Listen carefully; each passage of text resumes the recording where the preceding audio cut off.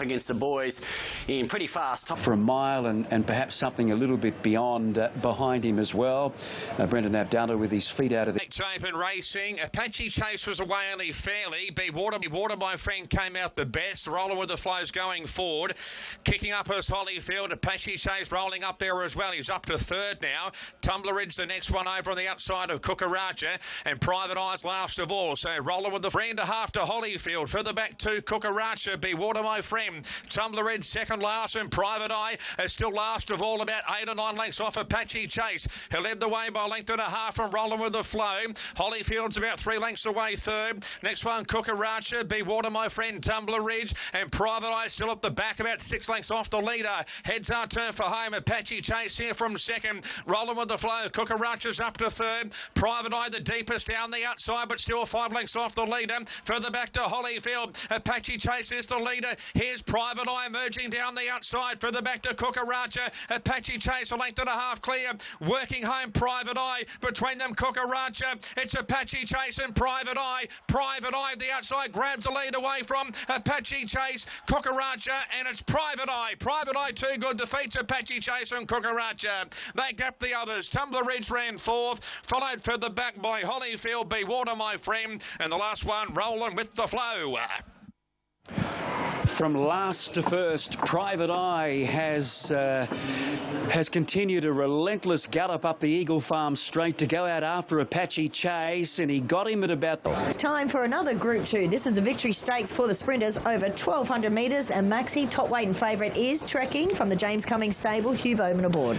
Usually races well fresh, very much in proportion. He's just a lovely horse, a multiple Group 1 winner, likes racing here at Eagle Farm. He's too recent. He had the big weight that day, and he ran on okay, and he wasn't, once he couldn't run top 4, he wasn't really overly... 3, 10 and 5. And more on that in a sec, said Ascot. The 2200 Secret Pearl. She settles now. Now gates open, they're racing. Trekking began okay. Fasika was away best of all. The Odyssey's rolling forward. Handy, Red Chase and Trekking. Emerald Kingdom's out 3 and 4 wide. Master Jamie trapped out even deeper. Next one there, Vega 1 drifting back. Nick and Nova over on the inside of Stampy. And Panino's a length and a half away. So Fasika from Emerald Kingdom. Master Jamie's out 4 wide.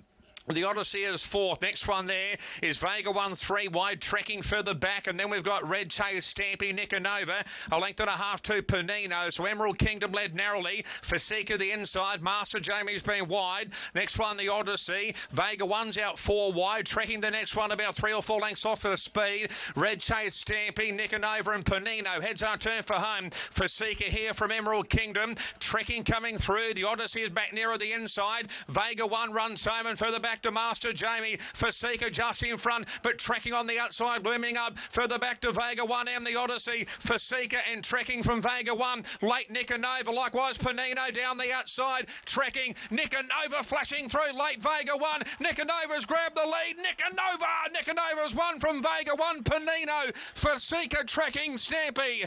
The Odyssey followed by Emerald Kingdom. Master Jamie. Red Chase up the tail. Well, what a horse. He was second to Victorium in this race last year, and today he's gone one better. Vega 1 was really good second up after 10 months, and Panino running a PB here in the Group 2. So that's the story. 3-2-11. Just when Trekking looked the winner, he's hit the Queensland Guineas with Private Eye getting up late there to beat. This was the highlight over 1,200 metres, and we saw dual Group 1 winner Trekking under pressure for favouritism. He was a little bit easy in the market, and he was given a lovely ride by Hugh Bowman. Second favourite Fasika. She was sort of joint leader. She was pressured early and felt the pinch a little bit late. And the eventual winner, Nicanova, he was checking off heels coming towards the bend. Jimmy Orman switched him back towards the inside, and he finished best. Nicanova flashing through late Vega 1. Nicanova's grabbed the lead. Nicanova's won from Vega 1. Panino. Great to see Nicanova pick up a Group 2. He'd been so unlucky in a lot of feature races throughout his career, and he'd been well prepared for a first-up win by Steve Tregay in Toowoomba. He ran second behind Victorium in this race 12 months ago, and then was a little bit unlucky running third in the Stradbroke handicap, so perhaps he could go a placing or two better this year. Yeah, look, it's a really competitive race. Look at that market. I think if she runs to her Oakley Plate run, well, she produced a booming last time. It broke 11 seconds at the end of an Oakley Plate without luck, or a Newmarket run when she looked ready to explode when held up. If she runs to either of those, she can win the race with clear air, but she has plenty of mates that can win. Flit was good in the William Reid against the Pattern, of course, beats Brooklyn Hustle. Won status in 05, and the winners list includes in 2012 Black Caviar, who won it at start 20. Yeah, check her out. Black Caviar and Lingy and Sprite, outstanding mares, and usually... Gates open, they're off and racing, and Sistar began nicely. Mudasira, Night Raid also. Night Raid, Sistar, Mudasira. Hummer's also showing speed with Subpoena, and Mizzy's driving through. Not far away is Paul's Regret, Prophet's Thumb. Getting back is Flit in company with Ruby Saki, Lil Contra, Pretty Brazen, Instant Celebrities back third and fourth last. Brooklyn Hustle, Bam's on fire. Liars last of all, 700 metres to run. Sistar burning along, leads 3/4 to Night Raid. Mudasira in fourth position. Mizzy followed by Hummer. Taking closer order is Flit, then Subpoenaed, followed by Lil Contra, Prophet's Thumb. Paul's Regret, Pretty Brazen, Instant Celebrity's going to need luck on the rail. Liars well back with Rubasaki. Then as they swing for home, Brooklyn Hustle. Last of all, Bam's on fire. Sistar kept going, 250 metres to run. Night Raid joining in. Mudasira lets down Subpoenaed. Instant Celebrity runs through on the rail. Bam's on fire, follows through. Pretty Brazen, Ruby Saki wider out. Instant Celebrity with a turn of acceleration exploded to the lead, and she'll take the Tab Classic brilliantly. Instant Celebrity from Subpoena and Ruby Saki. Pretty Brazen, Brooklyn Hustle, Prophet's Thumb. Then Bam's on fire. Liar, Paul's Regret, followed by Hummer, Mudasira. Further back to Mizzy, who tired, in company with Flit, Lil Contra. Night Raid weakened. Sistar, one of the last. Oh, look, he's a champion jockey, and he just showed us exactly why he is tagged at Craig Williams. Instant Celebrity winning from Subpoenaed, Ruby Saki. They've run terrific, as has Pretty Brazen, but it was a bold move by Williams early, James. He elected to go to the fence. He probably thought it might be able to get on the back of Mizzy, but Prophet's Thumb dropped in front of him. He was smart. He wasn't in two minds at all. He had a plan, and you're right. He jumped out. He went straight in the left rein, straight to the fence. That rails hugging ride. It's a game of inches at times, horse racing, isn't it? And Craig Williams, he's a star, and he's to the fore here. Instant Celebrity beats a horse we know well, Subpoenaed. This is the Robert Sangster. Mudasira lets down Subpoenaed. Instant Celebrity runs through on the rail. Bam's on fire, follows through. Pretty Brazen, Ruby Saki wider out. Instant Celebrity with a turn of acceleration exploded to the lead, and she'll take the Tab Classic brilliantly. Instant Celebrity from Subpoena and Ruby Saki. Pretty Brazen, Brooklyn Hustle. I think she's an outstanding filly. I think she really is an outstanding filly. He's a great trainer, Philip Stokes, and he's nurtured this filly all the way through. Worthy winner, beautiful ride, Craig Williams.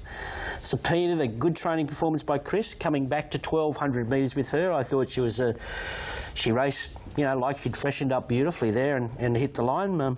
She might even be on a Stradbroke path, actually, Subpoenaed, I don't know what they're thinking with her. And a nice little return to form from Rubasaki second up, which we know she's a good mare, but all honours with the winner. She is pretty good. Morning at 9 a.m. It's been a really good push for this horse from the market into now $3.10, which is positive signs. Draws inside, market suggesting we're going to be sitting. This horse is going to be trying to sit a lot closer than what it did last start when it was a $1.60 favourite. This is the grand final. Expect to be in the first half of the field. Hella, no knock from a market perspective. $4.80 into $4.50. 7 from 7 hasn't started any bigger than $1.95. The market's not going to take a set against it. It'll be up her form. There's only one horse really checkerboard that she beat easily in Tasmania that went to Sydney and ran. Oaks gates open, they're off and racing, and Hella pounced out of the gates like a cat, and she found the front very quickly. Lands 2 lengths clear. Tai Chi Goddess, Chicafuerte, Steinem also began nicely. Cirileo Miss, Flying Mascot, Brooks Spire not far away. Kane, the leader, has really slowed up the speed. Perez is getting the race run the way he wants it, and the leader is the Tasmanian filly Hella. 800 metres to run. It's Hella by a neat length.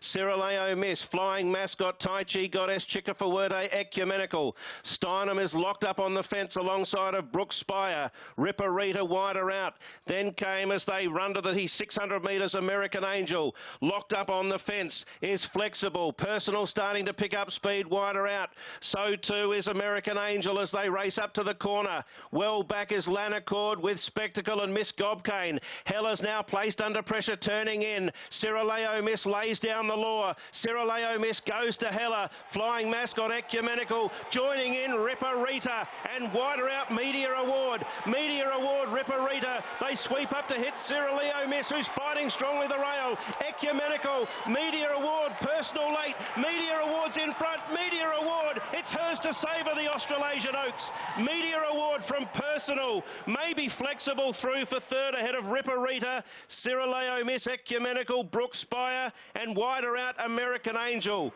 Then Steiner, Miss Gobkane, Flying Mascot overhauled, Tai Chi Goddess, Spectacle, Lanacord towards the back, Chicafuerte, Hella tired, finished towards the rear. Meteor Award number 16 here, Luke Nolan for Chris Calthorpe. And James, you put this in your numbers as well, and you actually threw it out there at Get On Thursday night as well. We'll talk more about it after Horsham. They're very close to a start for race number 7 on the Australasian Oaks at 16, 1 and 8. Here's Adam. In South Australia. Joining in Ripper Rita, and wider out Meteor Award. Meteor Award, Ripper Rita. They sweep up to hit Cirileo Miss, who's fighting strongly the rail. Ecumenical, Meteor Award, Personal late. Meteor Award's in front. Meteor Award, it's hers to savour the Australasian Oaks. Meteor Award from Personal, maybe Flexible through. What a story. She'd only had 6 starts. She's won all 3 runs back from a spell. She was forgotten in the market here. They paid They didn't even know if she was going to get a run. Yeah, but they paid $5,000 for her, and her last 3 wins are no fluke. She's a beauty. Personal nearly took out the double there with the VRC Oaks and the Australasian Oaks, and Ripper Rita she's a beauty as well. She's in great form, but a great story with Chris Calthorpe there. With the winner there, and we'll keep tabs on her. Yeah, well, he's only Gold Coast, and what is a fabulous afternoon. Some great colour there, everyone having a terrific time. It's time for the Guineas, the Gold Coast Guineas over the 1,200 metres for the 3-year-olds. Marbusha is your rock-solid favourite in this race. Second in the Autumn Stakes, third in a new market, and last start worked this coast track beautifully, Riwitter. There's going to be lots of speed. I'm not worried about tempo here. Yeah. Hits the button there, racing. Simply Flyers come out last there. Fleet Dove away best of all. Kisicano's going forward. Handy, there's Immortal Love over on the rail. This Tremonto comes over from out wide. Next one is rocketing by. Marbusha 3 and 4 wide going forward, passing Lord Olympus and Master Red over on the inside there.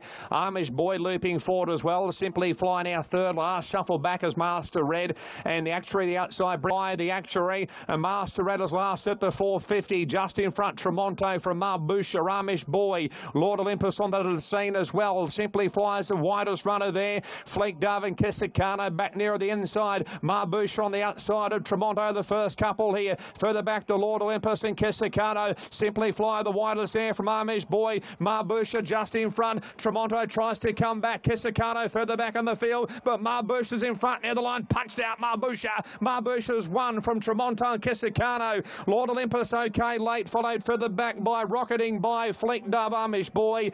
Simply Fly, Immortal Love, Master Red, and the Actuary at the tail. What about 84 was the gallop, but it was simply a dash up the straight. Yes, they were all packed up after they'd gone about 200 metres, and Marbusha from Barrier 11 was in the right position, Bernie, in second placing. Leisurely run affair, which afforded her the opportunity to, get across and really have that nice comfort zone.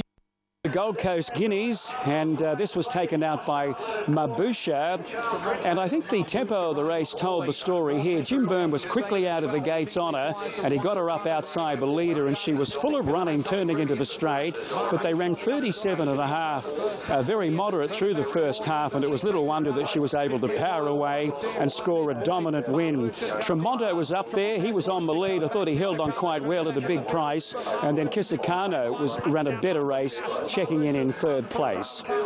Now to the fifth. It's a great race in its own right. Group 2, but worthy of Group 1 standard today. Absolutely. Let's look at 50 stars because he was great last start in the all-age. Tom Davenig and Ben Hayes, William Pike. Group 1 Australian Cup winner. He's just an all-rounder. All tracks, nothing matters, and he's coming off a great run in the all-age stakes. Nash Rawilla rides for James Cummings. He's fit, this fellow, and he's on a roll. This is his 4th run up, probably his perfect distance. I thought last sort of did it the tough way. He was exposed wide for a fair portion of that from barrier number 14. Don't mind him. Terrific Bernie. Just back to the 1,800 metres here. This is his first prep in Australia. So a little bit of a query from that whitish gate. Triptronic will set that nasty barrier at the tricky start here. She's got 14 of 14. I hope he's going to have to pull something off very special here, but she's got the class to win this. Him, Mr. Brassel, on to the honour roll. Yes, and as we can see with this honour roll, not many locals present. Mainly the Southerners get the cash in this race. And one of those Southerners this year is Toffee Tongue, who's been freshened off a 4 outside, but tab. It's now $6 into $3.50, and from the QOP, they're backing it there as well. Went up a lot shorter at $4.60, still taken into $3.50. This is a good go, Zaki. Yeah, well, he's a good horse. There's no doubt about that. And right for the Hollandale. It's at Group 2 level, but a Group 1 field has assembled here. So 50 racing in the Hollandale. Mr. C, Wolf and Tiptronic both began well. Rolling forward, Shared Ambition there. Likewise, nice and handy. Toffee, Tongue and Zaki coming over from out wide. And Homesman 5 and 6 wide going forward. Next one, 50 stars. And also Humidor, the Candyman, 2 listed. Villiers out 3 wide. Melody Bell 4 wide. A length and a half to Vanna Girl. And Toira's last of all. So on the rail. So Tiptronic here by a length and a quarter from second. Shared Ambition, third at Zaki, 4th the inside Toffee Tongue. Homeston's been wide, 50 stars between it and Mr. C Wolf. Next one, Humidor, Melody Bell, 3 wide down to the side. The Candyman's over on the rail there, till Lisset further back in company with Avilius out 3 wide, third last. Second last is the Toya over on the inside, and the local mare Vanna Girl, the outside, she's last of all. So Tiptronic at the 600 metres marker by a neck from Shared Ambition. Zaki going to third. Homeston's been wide, back nearer the inside, Toffee Tongue, 50 stars, and then we've got Mr. C Wolf and also Melody Bell, and the next one there, Humidor at the 350, Tiptronic, Shared Ambition, Zaki on the outside, Toffee Tongue is back nearer the inside there, next one, 50 stars, and further back in the field, then Avilius down the outside, but Zaki shot clear here from Shared Ambition, 50 stars the next one, but it's all Zaki, one-way traffic, heavily backed, and Zaki bolts in the Hollandale. Zaki's won from 50 stars and Shared Ambition. Then Avilius and Humidor, Toffee Tongue, Mr. Seawolf, Melody Bell, Huntsman, followed by Tiptronic, Vanna Girl, 2 illicit, the Candyman, and a Toy at the back of the field. Zaki for Annabelle Neesham and James McDonald taking out the Tab 80 Hollandale Stakes. What a horse for the future for Australian racing. That's only his 3rd start here, and look at him. Look how easy he did it on the line. 50 stars for Willie Pike gets second, then Shared Ambition back in 3rd for Jim Byrne, and Avilius has come from a long way back, finishing just ahead of Humidor. An amazing start to Annabelle Neesham's career. It just gets better. She is an incredible trainer. She joins us now, and Annabelle. The AD Hollandale Stakes over 1,800 metres. Zaki, trained by Annabelle Neesham, was very heavily supported here. He was up in about 4th position in the blue colours, and he absolutely dominated this field. Zaki on the outside. Toffee Tongue is back nearer the inside there. Next one, 50 stars, and further back in the field, then Avilius down the outside, but Zaki shot clear here from Shared Ambition. 50th Star's the next one, but it's all Zaki. One-way traffic, heavily backed, and Zaki bolts in the Hollandale. Zaki's won from 50th Stars and Shared Ambition. Well, I guess the question after that is, how are they going to beat Zaki in the Doomben Cup in a couple of weeks' time? Those horses that finish behind him will need to get going, and we've also got Mugatoo and also Sir Dragonet waiting in the wings, so it's going to be a great Doomben Cup. Now to the Silk Explosive Jack, who went on to win the Derby. Explosive Jack does have a relative weights advantage, though. This horse, Laquiro, went to Caulfield and beat Through Irish Eyes, a subsequent St Ledger win. A lot to like about him. There's Explosive Jack in the mix, and Let's Crack a Deal. Was only second up the other day, ran terrific. 6-1-3-4. Perhaps this is a very old race. First run in 1860, and some very big names have won it who've gone on to win a Melbourne Cup or a Caulfield Cup. Yeah, tremendous history with this race, and yeah. Derby, sponsored by the Tatt. Light flashing, ready. Gates crash back and they're racing. They all began quite nicely. There's no speed from She Brings It. Token Spirit's gone back, and so too Suppression. Jumping fast, Azalea with Miletus, and also Lacuro, and Solar Apex is up there. Itchy Bansan, Deep Strike, and Monte Pulciano's burrowing through. They head out of the stretch, and Miletus will take up the lead. Moves 2 lengths on the inside of Noble Heights.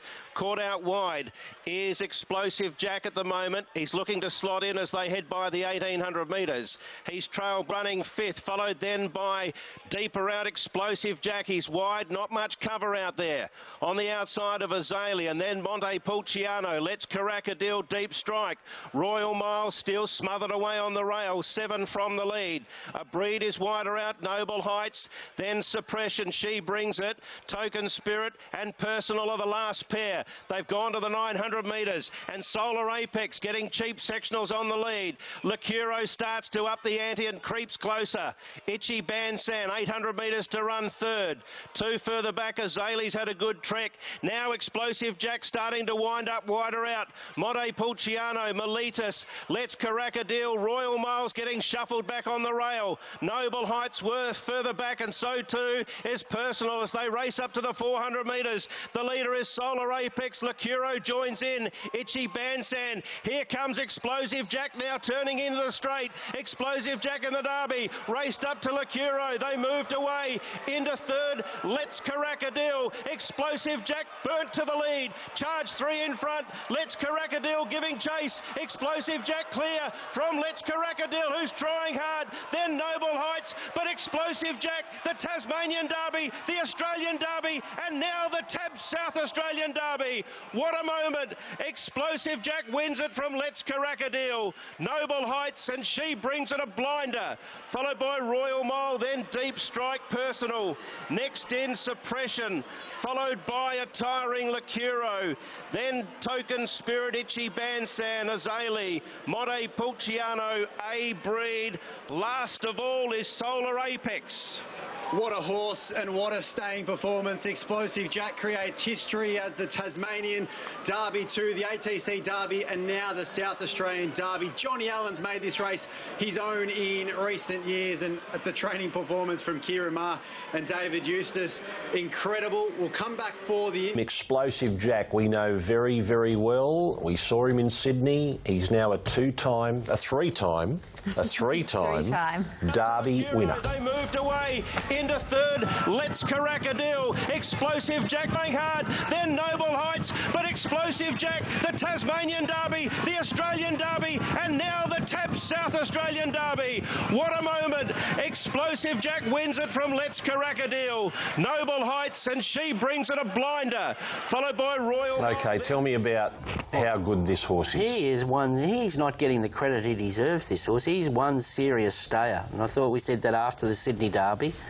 No, what is he really? There's only been a few horses to win 3 derbies. Tulloch, Stormy Rex, Silver Sharp, and one that's won 4, and he might get a chance to do that if he goes to Queensland. That's Diana, and that's when they had 2 derbies in Western Australia that year. They had the Australian Derby there as well as the Western Australian. So he's won 4. He won 4 derbies, Diana, for Bart. This horse could do it. He could do it. He is a serious stayer. He's a Melbourne Cup horse, that horse, and he's and just Kieran with those stayers, he keeps them going. He travels them. He's got a when you look at him physically, he's got the constitution to carry on as well. He's really big, tall, strong, good bone on him, massive. Do you remember me talking about his feet? Yes. Huge feet he's got as well. And he's just a really strong, brawny, tough Aussie stayer. Is he what? Yeah. Is he what? We had in 250, so 5-8-3, 1 in for fourth. Caulfield's up next on Sky One. She just loved him. Walker rode him in the trial, said I could have done anything with him. Liam's ridden him, and you know, reverse way, so he's had a couple of reverse way gallops, and he just said, so he has to probably win here, then get to Brisbane, and then get to the Fred Best and handle Eagle Farm, then win that, and then get in the Stradbroke. So, you know, he's got a few things that he has to do to get there, but with his rating and that. But look, I think he's a good horse, and we'll set a program for him, and we'll see what happens. Is he one of the more racing? Curran skipped away pretty well with Ayrton away cleanly. River Knight out fast, and also Yalong Command and the Big Easy. After 150, Yalong Command led from River Knight, and then came Ayrton a length and a half away third with the Big Easy, and then Crystal Chief. Further back is Curran, and then Haystacks Calhoun by about 2.5 lengths to in second place River Knight, and then came the Big Easy. Ayrton is fourth on the outside and would spot the leader about 4.5. Next is Crystal Chief, the rails from Curran, 2 lengths Shelby Cobra, and then came Snicker Doodle Dandy and Haystacks Calhoun at the tail of the field. Yulong Command had them stretching coming around the corner. 350 metres to go. Young King's trying to pinch this. It's 2.5 lengths in front of River Knight. Ayrton brought to the middle, then the Big Easy, and behind them Curran approaching the 200. They've got up to Yulong Command. Ayrton's grabbed them. Ayrton moves up, takes the lead under hands and heels. Curran laid into second, but Ayrton, this is going to be easy. Ayrton comes clear, remains undefeated, and a fantastic 5 for Carr. Ayrton eased down 1 by a length. Curran, the Big Easy third, then Snickerdoodle Dandy. Behind those horses, Yalong Command in... 1200 proves no problem whatsoever. Just for a second, some punters thinking, has the race got away from Jamie Carr, but it wasn't to be. It was hands and heels in the end. Jamie Carr, a little rub down the side of the neck as she goes over the line. She equals her best day of racing with 5 wins. She'd previously done it in Adelaide. Now this is the first time she's done it as she dominates Victorian racing. She beats Curran, who loses 5-8. Mark does not care. Behemoth, well, it's a class runner as well, hasn't budged from that $4.20. So 2 positive market moves for those horses. Outside of that, Instant Celebrity, rock solid at $6.50. Can't really knock that. Bo Rossa, we can't lay it. It's only $8.50 out to $12. And I can't really push you into anything else at a bigger price. Savatu XL, we know that horse is going to go forward. It's been $19 into $16, but Geitra first up, couple of queries, market don't care. He's quite adaptable. Craig Williams knows him well. You've touched on the... He has missed a place once in his life. It was in the Goodwood 2 years ago. Of course, last year, narrowly run down by Trekking Lake. Yeah, he was good last year and etc. So I thought, well, if you can't be with Geitra, the class horse outside of it is Behemoth, so Bo Rossa in for fourth. As we have a look at the market here, Geitra $2.80. There are 3 people left in the picks. Set in the Goodwood, and they're off and racing. Pretty Brazen was slow. Dirty Work, Prophet's Thumb also slow out. Not that quick away, Behemoth. Dollar for Dollar flew out of the gates, and he'll lead up initially from Camel Passer. Savatu XL's barging through. Bo Ross has got into a lovely prominent spot fourth. Geitra's a length behind him from Dirty Work. Behemoth is pushing between horses. Then Pretty Brazen, Viridine, Prophet's Thumb, and Instant Celebrity is back last, and she's hunting the rail yet again. 600 metres to run in the Goodwood. Dollar for Dollar from Savatu XL. Camel Passer eases out 3 wide. Bo Ross is coming into it 4 deep. Then Dirty Work. Geitra's within striking distance 3. He's revved up as Behemoth whips around him. Then Viridine, Pretty Brazen, Prophet's Thumb. They wheel for home. Savatu XL took over from Dollar for Dollar. Camel Passer, Bo Ross, Dirty Work. Instant Celebrities charge through nearer the rail. Behemoth well back. Then Geitra wider out. Savatu XL blasting along in the lead. Instant Celebrity's got a lift to reach him. Savatu XL from Instant Celebrity. Then Geitra, but it's Forster. Savatu XL takes the Goodwood by 2 lengths to Instant Celebrity. And Geitra third. Prophet's Thumb, Viridine, Dirty Work, Behemoth. Camel Passer, Pretty Brazen, Dollar for Dollar, and Bo Rossa What a story in the Goodwood for 2021. The $8,000 yearling gets it done. Savard 2XL, Bar and Forster for Tony and Calvin McAvoy. JJ, incredible scenes. Brave ride. He stuck to the fence. He didn't even lead. They let dollar for dollar lead. He stuck to the fence, Bar and Forster. He gave a massive kick. It was a carbon copy of last start, and didn't he love it, Bar? And over the last 100 metres, he's been ushered up and down a bit lately, Bar, but that's a massive result for him and the stable. Yeah, they're almost set. And a lot of people wanted to tell you this was the horse to beat in the Darwin Cup. The Darwin Cup. Yeah. On dirt, 2,000 metres. Now he's won a Group 1 Goodwood. It is incredible how resilient this horse is. You know, he's had 28 starts, 16 wins and only 3 placings. He's a dead set winner. And he just railed up behind them there, and obviously Tony and Calvin have worked out, OK, let's try and just train him like a sprinter. And boy, oh boy, has he reacted. No fluke in that performance. He'd won the Mackay before this, looking good, and he's just loving life over the short courses. She's a really good filly, Instant Celebrity. I thought G-Tra did more than enough. It's very hard to win a Goodwood first up after a decent spell. So I want to be very forgiving for him. And he'll improve off that. But what a ripper horse that winner is. He's been from Alice Springs. Ripper horse that winner is. He's been from Alice Springs with Will Savage up to Gary Clark in Darwin. Yep. He went across and ran in a Fred Best Classic in Brisbane. Yep. He's gone back and forward from the Alice to Darwin, and now to a Group 1 Goodwood. It's the most incredible story of the day. I think he's booked a ticket to Queensland, I read. As well. Well, so why not? That's why they're heading up there. Yeah. OK.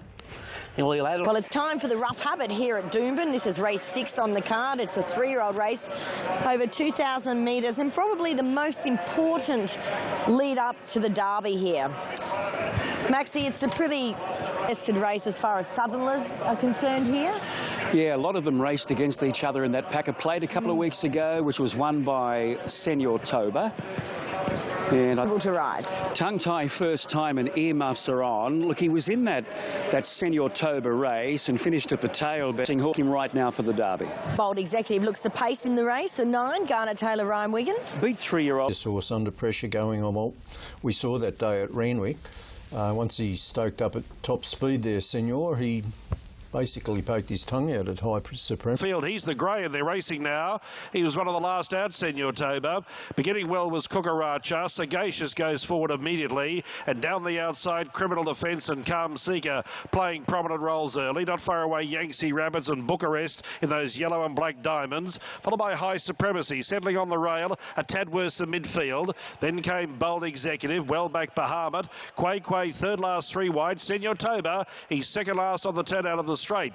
Tuscany completed, and Sagacious slows them down mid-race. Leads by 2. Calm Seeker second. 2 away third, Criminal Offence. 1 Yangtze Rapids. No change to the running order, and the pace is only fair. A length away, Bucharest. A length and a half then to Kukaracha. Over on the inside of Quay. Followed by High Supremacy inside of Toscanini, being shoved along to try and improve. Then Bold Executive, Senor Toba. He's off now, the favourite. 3 and 4 wide. He's going to have to make a long and searching run as they went down below the 600 metres, and Bahamut is last of all. Sagacious tackled in earnest by Calm Seeker. Criminal Offence 3 out, 4 out Bucharest. Then Kukaracha, Yangtze Rapids. High Supremacy near the rail, needing room to move. And Senor Toba, fair to say, he's got work to do. 6 off them.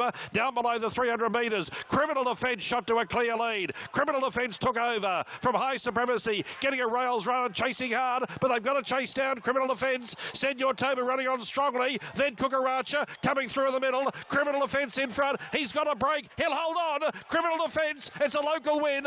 Beat home Kukaracha. Photo third, Senor Toba in a photo with Bucharest and High Supremacy, who didn't come on when needed. Then Quay, Toscanini, Calm Seeker, followed by Yangtze Rapids, and the last few Bold Executives, Sagacious and Bahamut last home in 2:7.57. Well, we've got a huge boil-over, a big boil-over. Criminal Defence, trained here at Doomben by Peter and Will Holbert, shooting clear at the top of the straight, and not 4. The win of this 100-to-1 pop. He's got work to do. 6 off. Yeah, it really was extraordinary. And it's funny because Will Holbert has been spruiking this horse to everyone for the past 6 months. So it was really emotional, I think, for locals to see this horse win and win in such dominant fashion. Look, the race was run at a fairly slow tempo. It was definitely a sprint home. And there's the favourite, Senor Toba, right to the outside. I think the funniest comment to come out of this race was one of James McDonald's. I think he said Chris Waller had half the field and couldn't have a pacemaker. And that was always going to be a worry for the favourite, this tight turning track, and if they ran quite, you know, at a steady pace, which was how it panned out.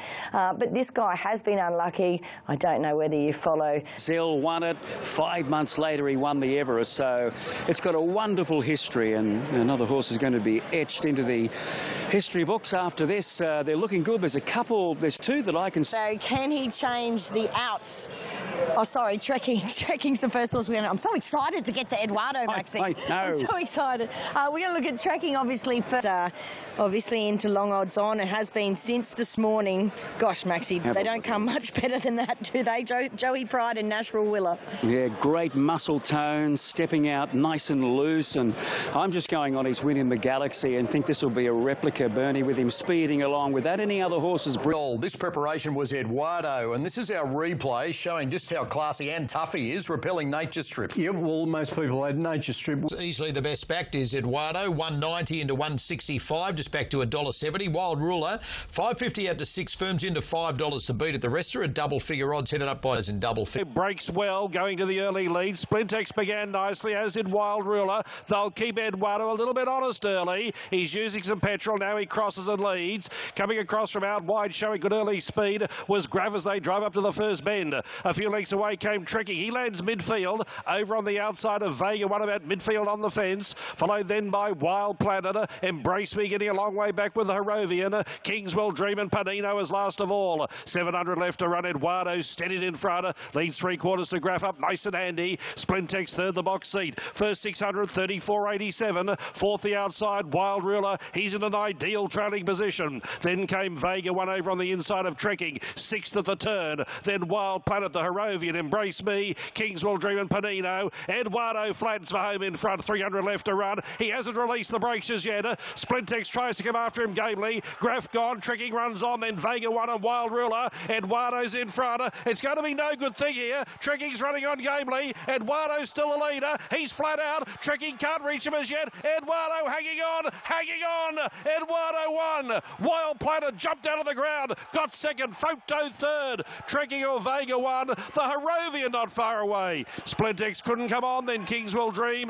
Panino. Wild Ruler knocking up. Then came Graff and Embrace Me last over the line in 1:10.71. Eduardo beats Wild Planet. We just saw shots of Joe Pride. The pressure that was on him, the world was on Eduardo. And he was taken on a little bit early in the early part. A couple of them kicked up. Graff on the outside was started up, kept him honest through the first half. But he's kicked strongly at the top of the straight. They were queuing up 100 out. He was out on his feet, Eduardo, but he's found something like all top-class sprinters do, and he gets home by half a length. The favourite has been able to lead all the way in the Doomben 10,000 in 1:10.71, 35.81 the last 600 metres. Who said he couldn't run 1,200 metres? Well, he'd done it once before, but this time he does it at Group 1 level. What a great race this is. To Brave and Kylie at about the 200, I think, I'm a bit worried because I particularly sort of my eye caught Trekking, but he's a bulldog and he kept fighting. He just... You won a Wild Ruler. Eduardo's in front. It's going to be no good thing here. Trekking's running on gamely. Eduardo's still the leader. He's flat out. Trekking can't reach him as yet. Eduardo hanging on. Hanging on. Eduardo won. Wild Planet jumped out of the ground. Got second. Photo third. Trekking or Vega won. The Harrovian not far away. Splintex couldn't come on. Then King couldn't come on. Then King's... Well, Eduardo has won the Doomben 10,000. Joe Pride did it many years ago with Red Oog, and he's done it again. And he was up there yesterday enjoying it all with a horse that he is just in love with. And Bernadette Cooper was there to soak in all of the action. It was a great... had proved, you know, the 10,000 had proved a graveyard in recent years for favourites. In fact, he is the shortest price favourite, I think, ever to win the Doomben 10,000. So even though Joey Pride... He's talking his horse up before he prepares him for an Everest. I think to prepare them for an Everest, they need to be prepared right from the start. They need to have the slot and they're in the race. Horses like Eduardo, they go off very quickly. They put so much into their races, as you can see, and they don't have prolonged preparation. So hopefully he's going to get snapped up, because I think he's a worthy contender. He's ticked the 1,200 metre box. He's Group 1 winner at 1,200 metres. He's beaten horses like Nature Strip. I know he's not the glamour horse, but he deserves a slot. And that's right, Bernie, when he beat... I suppose most people perhaps weren't expecting Graf to be up there, but even a couple of horses underneath him, you know, made him work to get to that spot. It was interesting, Nash's comment to me post-race was it was a really lonely feeling at the 200 metre mark, because they were all launching, obviously Trekking, Vega 1 out further, Wild Planet and the Harrovian right to the outside. So you definitely didn't want this race to be any further, but he's so admirable given that... He's very, very bullish with his tactics too. If he wants to lead on one, he lets everyone know and he bluffs them out of it. I'm not taking one of Joe's on. Here is Joe Pride and Nashville $1 chance for the big one in October. The other horses in a fortnight, the Kingsford Smith Cup, another Group 1, 1,300 metres at Eagle Farm, and there is that market. And beyond that, the Stradbroke, where that horse you were mentioning earlier, Duff, Ayrton, $3.50, and a jump out to Savatiano, and also... Here's Avilius, number 4, Karen McAvoy, who's having a day out, and James Cummings, the trainer. Yeah, even his most ardent supporter are weakening with him now. Look, he's good enough at his best. He's been a bit off the boil of late, but it's amazing what a couple of... He is. Well, is this horse ready to take Australian racing by storm? This is the new kid, Zaki, James McDonald, Annabelle Neesham. Yep, he will if he wins this race with the authority that he's been using of late. So really put the writing on the wall in the Hollandale in emphatic style. And this is his final run today. Damien Lane for Chris Waller. What a terrific old horse. He was safely held in the... He's plotting a path for Mugger 2 into the Doomben Cup. You happy he's here, fit and healthy? Yeah, very happy with the horse, Greg. I think he's real good. With the J-Mac in the saddle, $2.30, $2.35 into $2.10. So Dragon A, $4.20 out to $5. Mugger 2, 6 out to 7. The rest are at double figure odds. Racing in the Doomben Cup. Zaki out wide began okay. Brandenburg away better. Toffee Tongue rolling forward. Sir Dragon A handy. Likewise Shared Ambition. Mugger 2 drifting back over on the inside of Natoya. A length and a half to Humidor. Villiers Fat second last. And Melody Bell says last of all earlier. So Brandenburg's got the lead from second the outside. Zaki the race favourite. Third Shared Ambition. Fourth Sir Dragon A. Fifth was Toffee Tongue. A length and a half to Melody Bell. The best part of 12 or 14 lengths off to the speed. So Brandenburg here by 2 lengths from the race favourite Zaki. Third Shared Ambition, fourth Sir Dragon A. 3 or 4 further back to Toffee Tongue.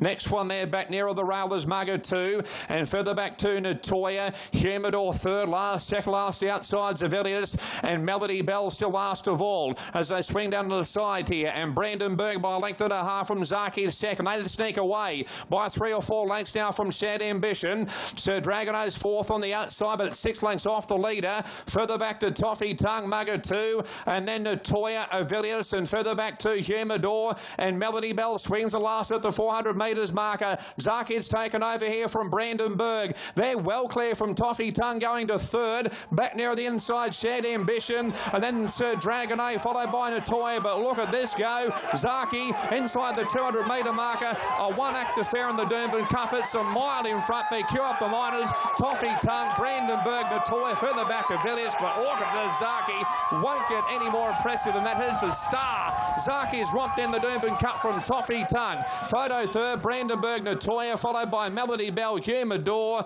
Then we had Shared Ambition, Villiers and Sir Dragon A, and Mugger 2 at the back of the field. Well, we've just witnessed the new start of Weight for Age racing in Australia. Never has there been a bigger win in the Doomben Cup, a more courageous ride, a more confident ride you will never see.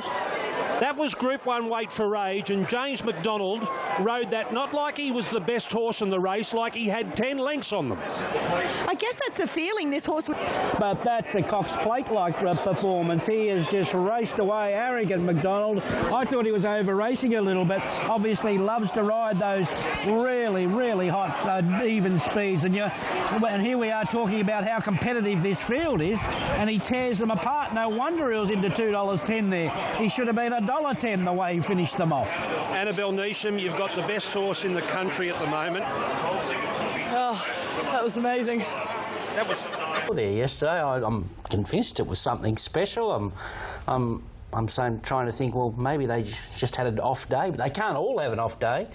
And he run time of a good horse. You know, when you're talking about a race record in a Doomben Cup, the track wasn't actually on fire or anything like that. He's I don't know what to think of him. Because he's got exposed form. Like, he's not as if he's a new kid on the block or something like that. He's been around the world.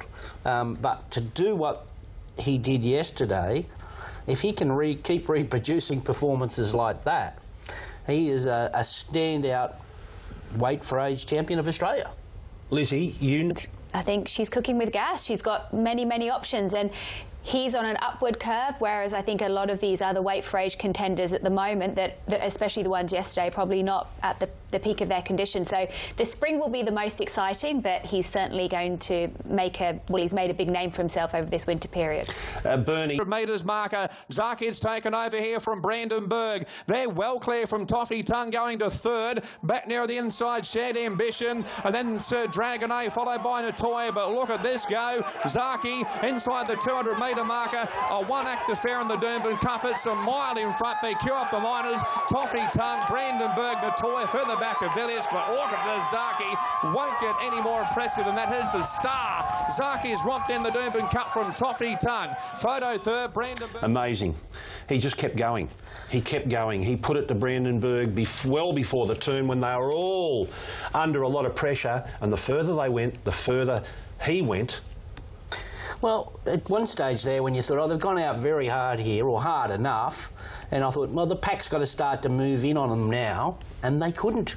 They couldn't. It was just sustained speed. You know, they get to a point here, well, fair enough, they're minding their own business, and then all of a sudden they're all gone. They're all just out on their feet, and he's just like he's just chimed in. This is a great shot of showing what he's doing to the opposition. It is. When you're level pegging with this horse from the inside tracker cam. Well, what is looking ahead now? Overseas, and you have to take the plunge with them, and they run well. Chris Waller built his stable on horses from the UK, buying out of that horses in training sale. And I had a look at his form. It looked pretty good early on, but he did look to have a bit of a lull, and that's when they sold him and moved him on from Sir Michael Stouts. But she always had a tremendous amount of enthusiasm in this horse. She always thought he was going to run really well in a Doncaster. And I ignored her, actually, until I saw him on the day. And I walked down from the back of the race, from where the stalls area are, and I just... What do you say about the Beaten Brigade, considering that Sir Dragon A pulled up coughing, Mugatu pulled up slightly lame, Villiers bled? Yes. So there's obviously excuses for all of those. But the demolition job that we saw, where do the others go? In the air, those decisions, what goes to that Q22 now. It's going to be a big talking point. Yeah, it will be. If she does go there, wins Sir Dragon A. Humidor has been retired. Yes. $4.5 million in prize money, that famous second to Winks in a Cox Plate. And Melody Bell bows out. She goes to the sale now, and she'll be retired as well. Yep, and Natoya was in a sale. Here, let's go to Bernadette Cooper for her pick of the yard. Well, pick of the yard for me here for race 8, which is the BRC Sprint, is indeed Garibaldi. He's the favourite, but I see no reason to swap off him because of his price. Pretty probable. 12, 15, 6, 10. We'll confirm those numbers, those minor ones on screen. There's one race to come, Dubbo. Tab BRC Sprint at the 13.50 here at Doomben is a couple of minutes away. Let's have a look at what's happening now from the QOP. Garibaldi, the on top of Fagata, 3.30, 3.40 into $3. Open there racing, and Crockett came out about 3 or 4 lengths behind the field there. Fender, Emerald Kingdom both began well. Groundswell driving forward. Sir Coney likewise, and Special Reward followed there by Garibaldi, is up into 5th now, passing Fender. Almeida's over on the inside of Red Chase. That's the next one. Stampy out 3 wide to Farne. Rainier's over on the rail. Thanks away. It's Emerald Kingdom taking over here. Second is Sir Coney. Third, Groundswell up into 4th, Special Reward. The race favourite Garibaldi 5th over on the inside. Fender out 3 wide. Stampy covering ground as well. Next one there back nearer the rail is Almeida. 5.50 from the judge. Axe out 3 wide. Red Chase between them. And then to Farne, Rainier. Skin still back third. Second last Master Jamie. And Crockett's about 6 lengths away. It's Emerald Kingdom at the 3.50 by a length and a half from Groundswell. Special Reward runs home. And also Axe down the outside. Finished him strongly. Garibaldi coming through as well. It's Emerald Kingdom. Garibaldi. Axe on the outside. Late to Farne. Emerald Kingdom. Axe into Farne. Emerald Kingdom's in front from Axe into Farne. Emerald Kingdom. Emerald Kingdom's won from a photo. Either to Farne or Axe. And close up Garibaldi. Red Chase, Fender, Stampy. Followed by Special Reward, Almeida. Rainier. Skins a Master Jamie. Groundswell towards the tail. Sir Coney back there with it, and Crockett pretty well last all the way. Emerald Kingdom. What price? $29.10 and $6.10. $31 on the Queensland official price. Straight after the race, Robert Heathcote wasn't sure whether Emerald Kingdom was indeed nominated for the Stradbroke, because this race puts him into the Stradbroke. Thankfully, this horse, Bernie, is nominated for the Stradbroke, and it's full steam ahead. It is full steam ahead, and that's just how this horse likes to race. He did go around in last year's Stradbroke. You know, he's been a multiple Group 3 listed winner previously. It was great to see this horse back to his brilliant best, and he's just one of those horses that can do it both ends. He rarely draws well anyway, and sometimes I think it's perhaps advantageous for him to draw out a little bit, because he's just such a high-pressure horse that he wants to go forward and do it all. So great to see him back. I think of the beaten brigade, obviously. The second horse was very good, to Farne. What do we do with Garibaldi? Maybe he just doesn't run that kind of trip. I know that he would look to... Skins was good there, considering dragging back from the barrier, a few little speed humps along the way. He's obviously a talented horse. Let's hear from Ayrton, who didn't go by air. He had to go by road. He did. He's arrived. He has, boy. To think such a lightly raced horse that's sort of never been out of restricted company can be such a dominant favourite in such a prestigious race. Bernie, what's the talk about Ayrton? That horse on screen, well, he's just obscured. There he is. Number 9 Ayrton is all the rage here. Duff $1.50, $1.50 and $1.60. What did you make of him walking around the yard moments ago? Yeah, there's nothing wrong with it. He was really keen to get on with it, and he's athletic. I think obviously all the sectional times and the times Genius thinks he's the real thing, and that $1.50 mark, you know. When he gets a golden ticket into the Stradbroke, and Ayrton is a $3.50 Stradbroke favourite. There you go. Well, he's $1.50 here, and that means he wins 2 out of every 3 if you ran it a number of times, and probably fair enough, isn't it? Given what... It's classic. Away they go now, and Apache chased away best of all.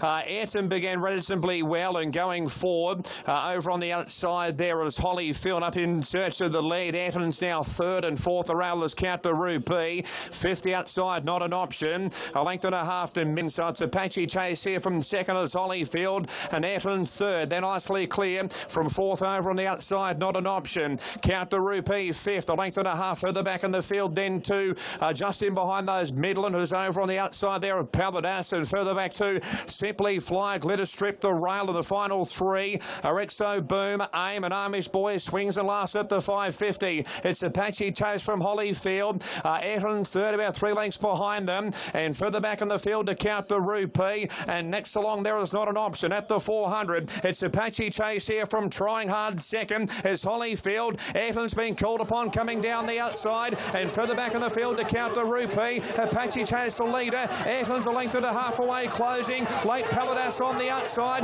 Apache Chase, Ayrton, Paladas. Apache Chase, Ayrton, Paladas and Lates is also Amish Boy over on the rail. A great finish, but Apache Chase has held them all off to win from a photo between Amish Boy, Ayrton and Paladas, followed by Glitter Strip. Next time there was Midland, further back counter Rupee, and then Holyfield, Simply Fly, not an option, further back to Wame and Exo Boom at the rear. Oh, I've got a very excited Desley Forster here. She's upset the hot pot. Ayrton, the bubble burst. And Desley, there's two of her because she's beside herself. No, look. Well done. As I said on the radio, there's more than just one horse in this race. And this horse is a good horse. He was there to be run down. They had every opportunity to do it. They had their chance. As I said, have a look at his record. Three goes for 1,400 for 3 wins, you know what I mean? He's a super source. They said he got beat here the other day at a mile, and if it had been a dry track, we still think he would have won, you know what I mean? We just think there's... Stradbroke at $3.50 had to win this race, Ayrton, to get into the Stradbroke, so he can't run in the Stradbroke now. He won't make it. There was one man sitting next to me right now who found the winner. You tipped Apache Chase, so it's Kingston Town and Apache Cat we're looking at.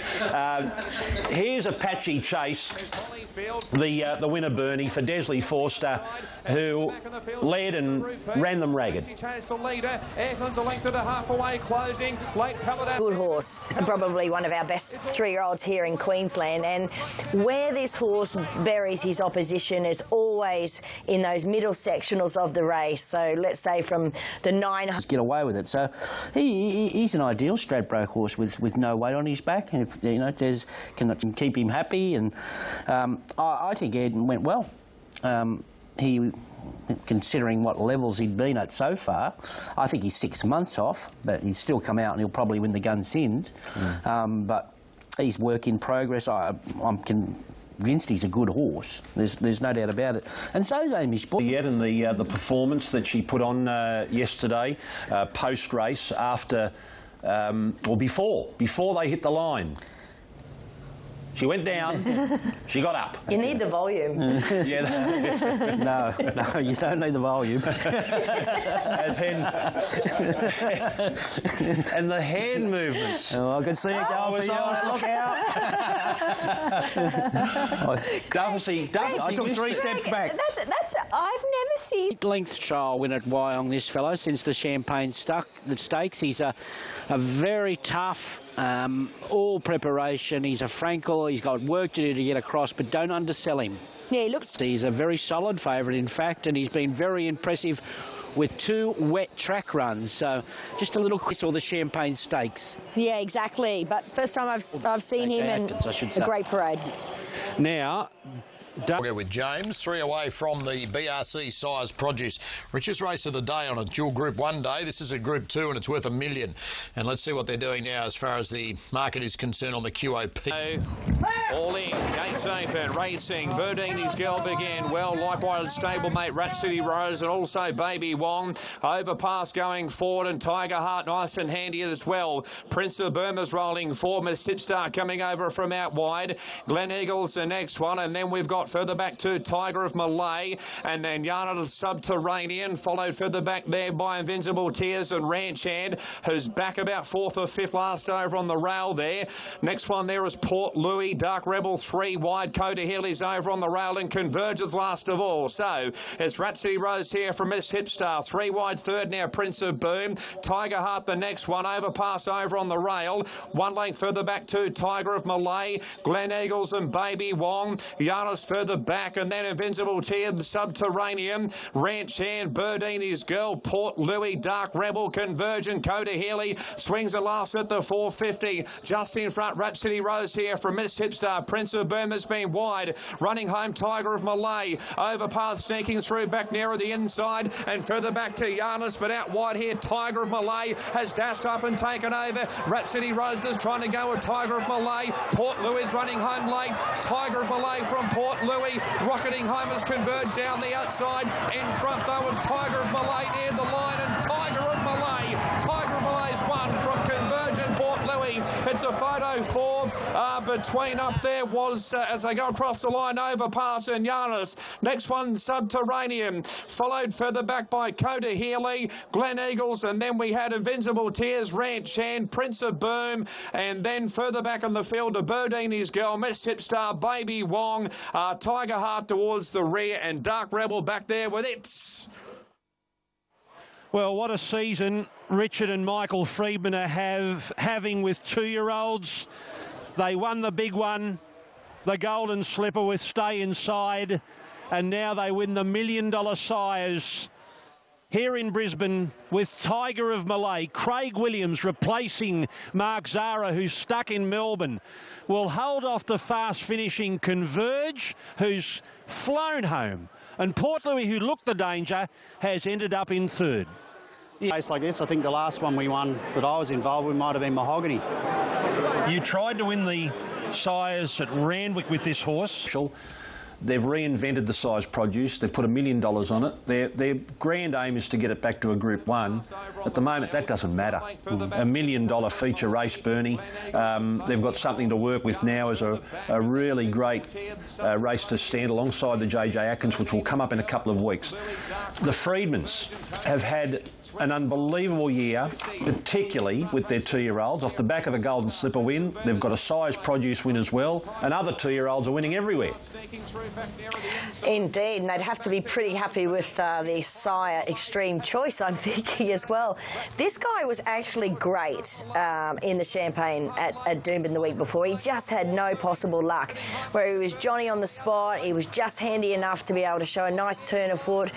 But what about the run of this horse, Converge? And he's just got JJ written all over him. I mean, Port Louis looked like he was going to put it to Tiger of Malay, but this horse just launches from all but last. Ross. Right in contention, he just keeps improving this Converge. He's only a little dumpy fellow, and he's just thrived with race. Absolutely, I couldn't believe the way I mean, that's sort of the first time he's been able to be ridden with that type of patience. Obviously, that's the way to ride him. Yeah, he's usually up on pace, which like a lot of their horse branch had. Port Louis was with him back in the field with Port Louis, and Port Louis burst through the middle there and put about 5 lengths on him. He just dropped them. Yeah, the more I look at that race, he was amazing. Converge. So, Factor in the size is there at the top of the market in the Atkins. That's fair enough, I think. That's how they run. They appeared to run in the size. It's a good race of size, wasn't it? So, I don't know if there's any. The Group 1, Mowat and Shondon, Queensland Derby over 2,400 metres. Runners are in the yard. The last one to make it in was Explosive Jack, who's going for a history-equalling 4th Derby here in Australia. Trained by Kieran Maher and David Eustace. Johnny Allen's in the saddle. And what an amazing job this horse has done in his first racing preparation, winning 3 derbies. Clearly has the best form, hard to beat again. Flying, number 8. Great. The all-conquering Jamie Carr to ride, and looks a real stayer. I'm finding him hard to line up, but I'm impressed with him. Yeah, love the rough habit. Prior to that, he really looked the Derby winner with a win in the Packer Plate. Just when this draw comes out, how much start does he have to give him now? Out in the yard. It was only 3rd up. Now, Explosive Jab was much deeper into the prep. He'd been to 4 different states: Hobart, Melbourne, then Sydney, then Adelaide. They're not states, but you know what I mean. And Let's Crack a Deal chased him. So perhaps with a bit more upside in the prep. I think that's what some punters are thinking. Stand by. Away they go in the Queensland Derby, and Hazard Shocker came out last last there. Drifting back has come Seeker. And the race favourite, Explosive Jack, was away fairly. Away best of all was Marinoa. Rolling forward was Achiever on the outside. Criminal Defence up into third. And Bold Executive coming over from out wide. Sagacious Handy, a length and a half to Let's Karaka Deal of Bucharest out 3 wide. Next one's Cucaracha over on the inside of Mr. G. Senor Toba's out 3 wide. Quiet Michael between it and the race favourite. Explosive Jack over on the rail there. Horrifying 3 wide. Toscanini. Noah here from Bold Executive. Third is Achiever. A length and a half away for Bucharest, and 50 outside is Criminal Defence, and Sagacious at 6th the rail. Further back to Let's Karaka Deal. A length and a half to Cucaracha. Mr. J's on the outside, and 3 lengths further back to the race favourite. Explosive Jack over on the rail. Senor Tabor's on the outside. They're clear at the moment from Quiet Michael, 4 to 5. A length and a half to Horrifying. Toscanini further back to Heads a Shocker. 3 lengths away to Calm Seeker, and Mount Mort Shark on the outside. 600 metres from the judge. Just in front here is Marinoa from Bold Executive. Criminal Defence out 3 wide. Let's Karakadeel's up to 4th. Achiever working into the clear. Sagacious further back. Explosive Jack's got 5 lengths to make up. 1 from the outside there. Working home is Mr. G, and Senor Tabor down the outside. Achiever is the leader. Explosive Jack switching back towards the inside. Senor Tabor finished in strongly. Cucaracha as well. Cucaracha, Senor Tabor, Explosive Jack, Cucaracha, Senor Tabor, Cucaracha, Senor Tabor. They hit the line. Cucaracha. I think Cucaracha's won the derby, and not Senor Tabor in a photo. Not sure third. Explosive Jack, or up there was Achiever, followed by Horrifying Toscanini. Then Bucharest and Fortified, followed Criminal Defence, and then Let's Karaka Deal, followed further back by Sagacious and Has a Shocker. A long way back was Marinoa, followed by Mount Mort Shark, Calm Seeker, Quiet Michael, Mr. G, and Bold Executive. About the last one to Greek the judge. The 6th of the day, it's a benchmark 64. It's over 1,200 metres. Beating the stablemate Senor Toba. That's a treble for James McDonald. Cucaracha, third win at start 13 is a very important one, Gator. It is that, and relished the 2400, didn't he? Senor Toba looked to have him cold. He just stuck his head out at the right time, and they just held Explosive Jack that last 50. But look, long time. Chris Waller lined up 6 runners. Explosive Jack was looking for a piece of history, a history equalling 4th derby. He'll probably go to the paddock now having won 3 and not disgraced. But it was Chris Waller yesterday to the fore to win his 2nd Queensland derby, Bernie, with Cucaracha.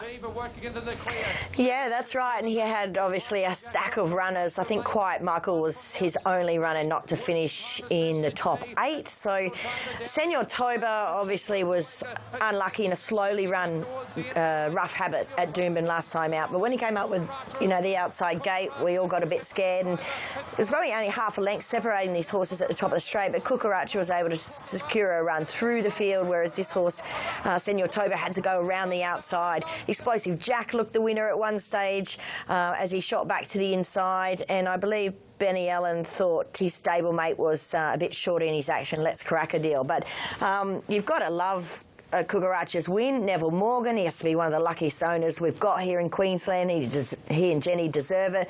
But this run of this grey horse, and what a magnificent ride too that was by Hugh Bowman, and probably a stride after the post, he gets that big grey nose in front. But all honours had to go obviously with Cucaracha, and he's probably a good... Chris Waller timing, and that horse had just set up beautifully from the Rough Habit, where he was one of the runs of the race. Probably outside Senor Toba, but he just found the right draw, got the right ride. I thought Bowman rode the second horse beautifully. I think most of us had him, well, he's got to drag back to last in front of all these 200 to 1 chances in front of him. But he just poked forward and got in front of a little bit of a pack there and give him every opportunity to win. He's a promising horse, Senor Toba. I think we're going to see more from him in the spring. Explosive Jack has been sensational in his first racing preparation. That wasn't his race yesterday because he's a momentum horse. You'd rather see a horse like him 3 wide, just winding, grinding, and that didn't happen. He got held up, had to switch course a few times. So he's probably come to the end of an outstanding preparation, that horse. Thought Horrifying was okay for the future as well. Let's go and hear from Chris Waller, who trained yesterday, the Quinella in the Queensland Derby. James McDonald, his 54th career Group 1 victory when Kukaracha won the Derby. Here's another one coming up, the Kingsford Smith Cup, sponsored by Tab. Number 1 trekking for Cummings and McAvoy. Yeah, look, I'm convinced he's needed his 2 runs back from a spell, and he's ready to jump out of the ground on a drier track at 1,300 metres today, so don't drop him. He did more than enough first up after a long spell in a proper Group 1 race. So look, he's a proven traveller. I know he's had a little bit of a hiccup yesterday, but he's cleared a run today, so no issues. Yeah, it looks in great. I think it was a fantastic run in the Galaxy, and he doesn't usually go on a soft 7, so what's he going to do in this drier track today? So the main problem I got with him is the last 100 metres at this level. Yeah, if it was 1,200. Savatiano. Well, has she got any better? I don't think so. She's a terrific mare in the best form of her career. She's won a trial since last start. Sure to be hard to beat again, and although... Proper Group 1 horse. I mean, you know, a couple of times at the real pointy end, you know, in races like the Everest Speeding Home, Nature Strip, he actually nailed Geechar in a Goodwood, and I had the last crack at him, but still, it's a good scalp. Geechar was flying at the time. He too has beaten Nature Strip, who is the world's best... The button there racing now, and Jonker was away well, likewise Dangers, El Victorum, handy commentary over on the inside. Sabato Sellers going forward, Savatiano handy. Stacey Bond pushing through as well, and Geechar coming over from the deep. Next one there is Panino, and also trekking, and Outback Barbie. Signore Fox, and further back to Nick and Nova. Vega 1, and Blazkowski over on the rail as last of all. So Jonker led the way from Sabato Cell up into third. Geechar 3 wide. Stacey Bond 4th and 5th. The outside Dame Giselle. A length and a half. Savatiano 3 wide. Victorum between her and Kementari's over on the rail. Trekking's out 3 and 4 wide. Outback Barbie. Nick and Nova's off the track. Panino, Signore Fox and Vega 1, and Blazkowski last at the 450. It's Jonker from Sabato Cell and Geechar. Stacey Bond, Dame Giselle, trekking, working home. Savatiano coming strongly as well. Outback Barbie further back, and they're trailed next in the field then by making some headways. Kementari. We've got Jonker. Here's trekking down the outside. Between them, Savatiano, Sabato Cell, late Signore Fox over on the inside. Jonker, Signore Fox and trekking. Jonker, Signore Fox the inside. Flushing Vega 1. Where's he come from? Vega 1's got up and won. Vega 1 from photos. Gee, we had up there was a go across the line, Jonker, and also not far away, Victorum and Sabato Cell. Not sure the miners don't hold me to this at all. Savatiano, Signore Fox was right up there as well. Next across the line was Dame Giselle, Geechar, trekking, Panino, Stacey Bond, Blazkowski, and Kementari. Vega 1. Vega 1 has burst through. Has Tony Gollan trained the Quinella as well? Jonker is going to be 2nd, and Signore Fox is 3rd. I thought, Duff, I saw Vega 1 getting checked at a vital stage and then picking itself up and dashing through. Yeah, there was plenty to look at there. I think we'll all have to look. They were wandering everywhere down the straight. A lot of horses didn't get a lot of... They were shuffling, so you can't take anything away. It's the first win he's had in a long time, and Jonker's been terrific. They went very slow there, that's for sure. And Signore Fox back on the dry. I thought trekking was going to win, but he seemed to have his chance. Well, Tony Gollan wins his 5th Group 1. Jamie Carr gets Group 1. Jamie Carr gets 6th. And it's a win for the Queenslanders. Torrid time with him, actually, this prep with a few little niggles, and it's just amazing. I was really happy with him after his work here Tuesday morning, but we were on a knife schedule if we're even going to be here this week. Just little things, little meaningful things. An incredible win, a fantastic ride. Bernie, she credits Glenn Boss with the win, saying the advice was don't give him a sniff. Don't give him any possible hope of seeing that winning post until the last minute and allow him to just burst onto the scene very, very late, which he did. Yeah, that's right. So, you know, good on Bossy. Slowly run race. Jimmy Byrne was able to really steady the speed with Jonker up front, and it was an incredible run, excuse me, by Jonker, first up from a spell. But what happened to Vega 1 was he got this incredible vacuum-type run where he was never exposed. He was never facing any kind of breeze. And, you know, this is a Group 1 race, and over the line was only about 4.5 lengths, covered the whole field. What was hard to watch was when he really started to feel his oats and want to finish this race off, and there just looked nowhere to go. But Jamie Carr, to her credit, she just holds the line and she just waits until she can see a nice run. Obviously darts through here and then only to almost hit the heels of another horse, and then trekking, I think that was, and then bullocks out. But he's done nothing pretty much the whole race, and he was able to just have just an incredible sprint inside that last 100. Senor Fox was great. Obviously Jonker was terrific, and horses like Steve Tregay's horse, Nick and Nova, they were just pulling back in the field, so they weren't able to finish the race off like they should. Yeah, a funny race to try and assess considering the early tempo of the race. He terrified the whole lot of them, Jonker. And they said, well, we're not going near Jonker and we're going to bring ourselves undone. And it nearly fell into the place of Jonker there. Don't worry about the training performance of the winner. The second horse, if he would have won that would have been a great training performance off a long break. He's got that horse flying, Tony, and probably would have been a better result for him because he's trying to win that elusive Group 1 being, you know, a stallion. But, yeah, take nothing away from him. He just stalked. They open up and he had the best sprint. He's a horse that's come back from, I think, a suspensory ligament injury. So that's really good. Dry tracks are definitely Senor Fox's go, and that's a good effort from him at weight for age. You could look at this race a number of ways. I thought the Godolphin pair were disappointing because they were there, Sabatiano and Trekking, to pounce. At the top of the straight, you're thinking, well, here's the two uninterrupted. They're going to just blouse over the top of them. I tell you what can win the Stradbroke, Victorum. I love the way he's thrived up there, and back to a handicap. He loves Eagle Farm, horses for courses. I'm leaning his way out of that race as far as the Stradbroke's concerned at this stage. The market for the Stradbroke, with Ayrton out of the picture, that $11 is there for, I don't know why, because he's 110th in order. Yeah. So $7 Vega 1, Wild Planet, Mr Quickie and Tefane, the Harrovian, which would be a massive story for Queensland if it could win the Strat. Here at the Farm Race 5, the Ascot Green Morton Cup. Here's Splintex for Josh Parr and Mark Newnham. Yeah, I'm pretty hot on him, although the market's a little bit soft on him late here. I think he gets total control if he wants it from barrier 1. He only has to cope with the harder surface here to prove very, very... This is his first one in Brisbane, and I think he can get the job with Splintex here. I just think if he just gets that rest for 200 metres, gets into a rhythm, he's... Event of the day, and the favourite baggers are on good terms with themselves after the first. Now turned off. Tatt's jumped well with Stampy going forward. Scalapini handy also with a special reward. The astrologist out 4 and 5 wide going forward with Wisdom of Water. A length away to Baller. Vard about second last and Zanai the outside whipped them in. So we've got over on the rail here Splintex with the lead. From second the outside special reward. Up into third the astrologist and fourth out of Stampy. Fifth the rail Scalapini. A length and a half to Wisdom of Water. Baller's over on the rail. Second last the outside Zanai.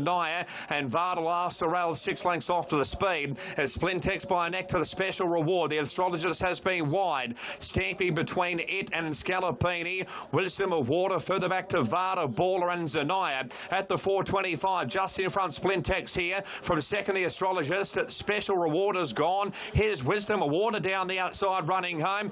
Baller railing through. Further back to Zanaya. Very quickly indeed out wide here. Wisdom of Water has taken over. Baller is driving through. Late Zanaya. Baller's hit the lead from Zanaya. Wisdom of Water. Baller's in front by a length and a half near the line. Kept going Baller. And Baller's all too good. Bolts home from Zanaya. Third to Wisdom of Water. Followed by the astrologist Stampy. Further back to the Scalapini. Varda. Geez, Splintex hit the brick wall and hit it hard. And Special Reward is pulled up at the rear. Baller's got the money. Well found, Bernie Cooper. G-Boss and T-Goller, number 4, Baller, crosses the line in front. And there's a gap to the other. Very wrong with Splintex there. Yeah, no, he burst as soon as he straightened up there, so there's something wrong with him, and Bernie did find him. He's 2 from 2 now, this preparation, and always been... Morton Cup, and it was a win to Baller for Tony Gollan. Yeah, it was fantastic because everybody does love the comeback kid type thing, and you're all very familiar with Baller and, you know, the ability that he showed early in his career. So it was great to see him win the Gold Market last start and then come out and win this Group 2 Morton Cup yesterday. It was a beautiful ride by Bossy. He got enough speed on. Horses like Wisdom of Water, Astrologist didn't get much luck, although Wisdom of Water did sprint really well still when he let down, and Zanaya was terrific. So the 3 place getters here all came from back in the field, so the speed was genuine. But Baller was able to really dominate here yesterday, and I think it's, you know, just comes down to the fact that he's had plenty of issues throughout his career. And for a really good race for the mares. Race number 7, this race worth $500,000, the Magic Millions National Classic, 1,600 metres, weight for age fillies and mares.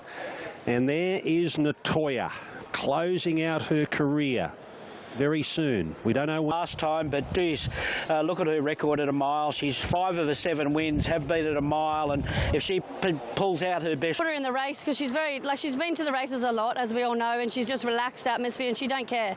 So once she's out there on the track and... But the Van from Eagle Farm Magic Millions National Classic inaugural $500,000 race, and from the QOP, the best back... Racing, Shop Till I Drop came out sluggishly. Gem of Scotland jumped away well. Fabric going forward in company there with In Good Health on the outside. Polly grows up into 4th. Natoya now 5th and 6th as Shop Till I Drop. A length and a half to Yamazaki, 3 wide. Second last, and Nudge over on the inside. She's last of all, about 9 or 10 lengths off the leader. It's In Good Health here by a couple. Second, Fabric. Third, Gem of Scotland. 4th is the Ghostly Grey, Polly Grey. Next, the inside, Shop Till I Drop, and further back to Natoya. Next one there is the Lifrus, and Yamazaki's on the outside. And further back to Rocker Clock creeping forward. Perfect Deal's over on the rail, walking, flying, and Nudge will swing and last at the 550. It's In Good Health here by a long neck from Fabric. Natoya's creeping forward. Polly Grey, Gem of Scotland back nearer the rail, and further back to Rocker Clock, Yamazaki, and Shop Till I Drop. It's In Good Health at the 350. Fabric at a second, working home Natoya. Likewise Yamazaki, Rocker Clock, and Nudges right down the outside. Natoya's taken over. Rocker Clock and Nudge are out after it, and Yamazaki squeezing through just in front. Natoya, Yamazaki, Rocker Clock and Nudge. A big finish. There's 4 of them hitting the line, but Nudge gets up the wing. One a neck to Yamazaki. A photo third, Natoya or Rocker Clock. Gem of Scotland walking, flying, Perfect Deal, In Good Health. Polly Grey, Shop Till I Drop. Fabric hit the brick wall alongside a Lifrus at the rear. At the 2000 last start. Well, there's nothing like confidence, and now she's got it all back, Nudge. She wins 2 in a row. The Pam O'Neill, and backs it up with the Magic Millions Classic over the mile. Yama Trio back in 4th spot. Yeah, she's just in fantastic form, Nudge, and she put the writing on the wall, winning last time. Had no... That she's in winning form, it was Nudge. Yeah, and she's just airborne. She's a good filly, has been really good all the way through, mare I should say. Had multiple excuses all preparation with slowly run races, bias against her, but all of a sudden she's gone bang bang in the O'Neill and now in this race, and huge performance. She can rattle off a sectional, and the old saying, she is airborne. Yamazaki settled better yesterday, and that's 2 good runs in a row from her. Rocker Clock run to her form and very well. She looked a winner in the run, didn't she? Natoya, they backed her off the map, and she was she presented at the right time, and they were just a little bit too good for her late, but she seemed to have her chance. But she's just a mare in the zone, there's no doubt about it, Nudge. And Bernie, she for his number 11 national... Top in the Queensland Oaks for you, Gator. Yeah, I thought, obviously, she and Duas come through the Sydney Oaks. Both were terrific. Interestingly, they both had an identical last 200 sectional in that race. Bargains had the extra run, though. Went to Doomben, back in trip, didn't quicken, but good late. So I've put it on top over Duas. Not a lot between them. Only Words, good improvement last time on top of... Here today, this might be the biggest of all of them. She's $6 into about $2.80 now. Glenn, what's going on? Duas.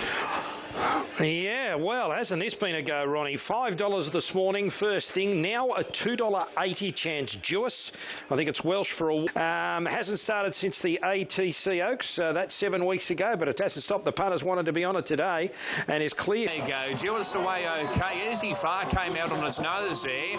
Good Size began well, rolling forward Bargain. Also Gradson Harmony. Easy Far going forward now. Only Words out 4 and 5 wide, and Rue is trapped out deeper as well. Next one, Charm Star, the Senora Nera. Out 3 wide there is Yatten. Back nearer the rail is Rebel Rama. Further back in the field of Mashani Whisper and Duas. She's gone back to last over on the inside there. And Differus there is over on the inside of the Senora Nera. Next one there is Rebel Rama. Mashani Whisper on the outside. Duas still back second last. The last of all is Yatten. The best part of 9 or 10 lengths off the leader. So as they swing down the side here, and Ruru's got the lead now by a length and a half. Second's Easy Far, third Only Words, and fourth over on the inside is Good Size. Bargain 50 outside. A length and a half to Gradson Harmony, Charm Star. Next one further back in the field there, creeping forward, Senora Nera. Splendiferous further back, and then Rebel Rama. And just in behind those horses, then we've got third last there, Mashani Whisper. Jewett still back second last, and Yatten over on the rail swings and last at the 500. Just in front is Ruru here from Easy Far. Only Words on the outside making ground. Senora Nera running home as well. Splendiferous is further back, and Jewett is coming through the field, and she's making ground too. It's Only Words just in front. Here comes Jewett. Also Charm Star down the outside. Senora Nera. Easy Far back nearer the inside, but Jewett has reached the lead. Trying hard as Charm Star. Senora Nera, but Jewett heavily back. It's too good in the Oaks. Jewett has won it brilliantly. Second will be Charm Star. Third, Senora Nera, followed by the Splendiferous, Easy Far. Then we had Bargain, trailed over by Only Words and Ruru. Rebel Rama, Yatten further back. Gradson Harmony towards the rear. Mashani Whisper, and pulling up short at the tail was Good Size. You can add another Cummings name to the Group 1 honour roll. Edward Cummings joins his brother, his father, his grandfather, his great-grandfather.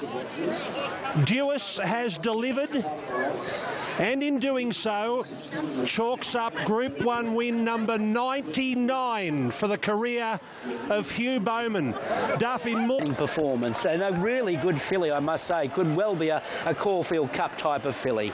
Stay tuned. A real feather in his cap, I think, to trust his own judgment with a filly like this, saying, oh, I can get a right for a Group 1 2200 after 7 weeks off. Something I don't think his grandfather would even have tried. No, and you put that to him on radio, didn't you? Yeah, I did. You said Bart wouldn't have done this. No. Did you see the progression? Well, and that was actually Ed's. This is how far he's come. That was his first Metropolitan winner. Yeah. She was his first Metropolitan winner. Then she was his first Saturday winner and Group winner, and then obviously now Group 1. So she is going to hold a very special place in his heart. Yes. She looks a real stayer, doesn't she? The way she just pokes out the back, minds her own business. I know we can get carried away with 3-year-old fillies in the winter, and you know, we keep coming back to Ethereal, and we play the hat, but not many can do it. But she has got a good opportunity there, the way her racing style is, when she gets to these... has the most amazing attitude for a stayer. Like when they came out of the barriers and Huey said, not yet, let's just switch off, she was just so happy to do it. She really only started to work into the race from the 600-metre mark, and as you've already discussed, this training method, which we see often with the international horses during the Melbourne Spring, these horses, a number of these horses were perhaps at the end and maybe even tired heading into this Oaks, whereas this filly was the fresh girl on the scene, a number of weeks between runs, and obviously ran away with this Group 1 win. So a real credit to Edward Cummings to adopt those sort of more modern, perhaps, training methods with this filly, and perhaps something for everyone else to look and learn. And now Charm Star runs second in 2 Oaks. Firstly the New Zealand Oaks and now the Queensland Oaks. We'll come back. And I'm glad that she did. Tell us about this. I suppose I thought she could win that way, and I'm glad that she did. Tell us about this filly. How did these 3 Oaks winners? Vitesse Dane, Winks. In the last 20 minutes or so for Ayrton McDonald, for Price and Kent. Yeah, he got to good odds considering he was rated $1.60 chance earlier in the week. He's a Boom Victoria, mile for the first time, maps well, beaten but not disgraced at last start, and gets to stamp himself again here. Yeah, and I don't think... Easy Campese at a price on the OP here at Eagle Farm. Noted down the running. But, you know, coming into a slightly more difficult task against his peers. Ayrton jumped well, in company there with Easy Campese rolling forward, also Magic Conqueror. 4th early is Ellsberg out 3 wide, Star Rosa. A length and a half to Mob Buster, further back to Punchira, June 45, Without Thinking, and Glitter Strippers last is he. 3rd is Magic Conqueror, and Ayrton's 4th over on the rail, about 3 lengths off the leader. Should be enough room for the J-Mac to pop away from the rail there. 1 further back to Star Rosa, Punchira out 3 wide, Mob Buster the rail, a length and a half to June 45, and Without Thinking's on the outside, and Glitter Strippers last of all. So yes, he's away from the fence on the fade, 600 metres from the judge. It's Ellsberg just in front from Magic Conqueror. Ayrton going to 3rd, 3 wide, Easy Campese 4th the rail, Star Rosa 1 from the outside, Punchira's deeper again, and further back to Mob Buster, and June 45 passing the 400. We've got Ellsberg, Magic Conqueror. Here's Ayrton chiming in on the outside. Star Rosa runs home as well. Further back to Easy Campese, but Ayrton's taken over. Ellsberg can't match him. Further back to down the outside, Glitter Strip running home. And then we've got Star Rosa, but Ayrton's looking the goods. A length and a half clear from Ellsberg, and kept going. Ayrton bounces back today. Ayrton's won well from Ellsberg, and 3rd to Mob Buster. 4th Glitter Strip, followed by Star Rosa. Without Thinking, Easy Campese, Magic Conqueror, June 45, and Punchira has finished up the rear. Favourites 1, 2. Ayrton had the perfect run, the perfect ride. He did the rest, and there's a margin. In the Fred Best at 2's on. They put up the tomato sauce again yesterday, and he delivered in style. Yeah, he certainly did, and I think the difference between the 2 races were that mid-race speed that Apache Chase was able to set last start was uncomfortable for Ayrton, and he therefore floated around the turn, and he hadn't really travelled into the race to let down. Yesterday, Ellsberg backed that speed off mid-race, and everybody got that lovely, jolly honey spot and got up on the bit and felt great, and that in turn enabled Ayrton to let down like the style of horse that Mick Price and Kent think he is. So it was... To go out after his defeat last time. He's a good horse. He's a good horse, and I reckon he was outstanding, Ellsberg. He did mid-race work there, and they didn't hand it to him early, and he set up probably one of the fastest race of the day. What's Mick Price? You know, the race I would love to put a circle around, the best return to the owners would be the Golden Eagle. I think that would be the best race for him, but to be discussed, and we'll have a think about it. The best return for the owners, $7.5 million in your own age group. It's still remarkable that there's never been a 4-year-old only race for big money, and all of a sudden here it is, and this will be the 3rd running. Now, on 2 miles, the Lexus Brisbane Cup. This is race number 4, Group 2. Only a small field. We start with Cariff. Tommy Berry on board for Peter and Paul Snowden. Yeah, I've been waiting for him to hit this race. I think he's come to a peak for 5th up here after a good... And then back into $4.40. Well, it looks like this has been the mission for him since this preparation commenced. He was there for about... Last there, Rondinella drifting back. Cariff began well. Brimham Rocks jumped away well too. A Knight's Order rolling forward on the outside. He's out 3 wide early, the favourite, but he's about to take over.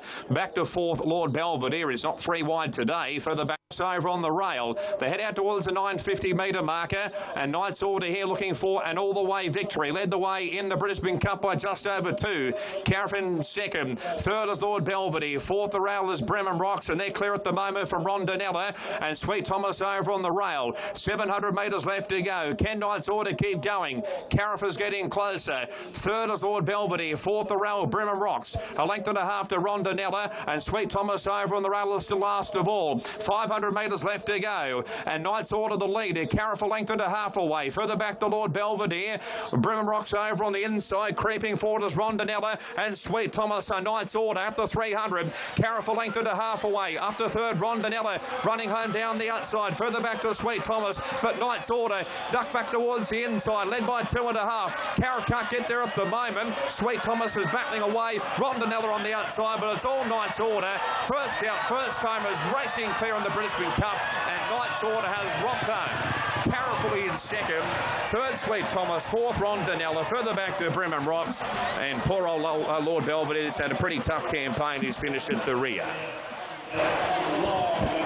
Knight's Order wins the Brisbane Cup. A lot of people like the idea of this race going to 3,200 metres. I'm thinking it might have caught a few people by surprise, not realising it had gone to 3,200. Maybe he needs to be promoted more, but that's for a later time. Knight's Order won the small field Brisbane Cup yesterday. Yeah, he was great, wasn't he? And obviously led all the way and had his ears pricked going past the post the first time, and Caraf tracked him all the way, and he was able to put sort of 3 or 4 lengths on Caraf in the end. So he was the dominant victor. I think the conundrum that Brisbane has, you're right, is it in promoting it? Is it in trying to source out? Or is it just at the wrong time of year for a 2-mile race? And that's very much possibly the factor as well. And you've also got the Q22, where there could have been some of those horses who could have run in either, but chose a $1.2 million race over shorter. Yeah. The Sky Racing Q22 weight for age, $1.2 million in prize money, and they're backing Zaki. He's very short. Here is the 7-length Doomben Cup winner for McDonald and Annabelle Neesham. Well, the Thrill Seekers have jumped in $1.28. He probably produced the performance of the season winning the Doomben Cup, and obviously only has to bring that form to Eagle Farm to win this race. Yeah, and look, I reckon he's the best long shot. He was a bit better second up, but he's ready to peak on the right day, and could be the danger if he runs right up to his rating. I would say this is the... Down to $1.24? Got to $1.24 at one stage there on the QOP, which is amazing. And the inaugural running of the Sky Racing Q22 about to get underway. The Candy Man will be the last to go forward. Zaki jumped well in company with Spirit Ridge and Reloaded. Mirage Dance to the inside. Zaki rolling forward. He's right up there with LaDonda V. Holmesman's trapped out deep, and also Brandon Berg. Natoya Toffee Tongue out deeper. Warning and Hangman. Salamade's over on the rail. The Candy Man. Last of all is Positive Glory out 3 wide. LaDonda V's got the lead from Spirit Ridge.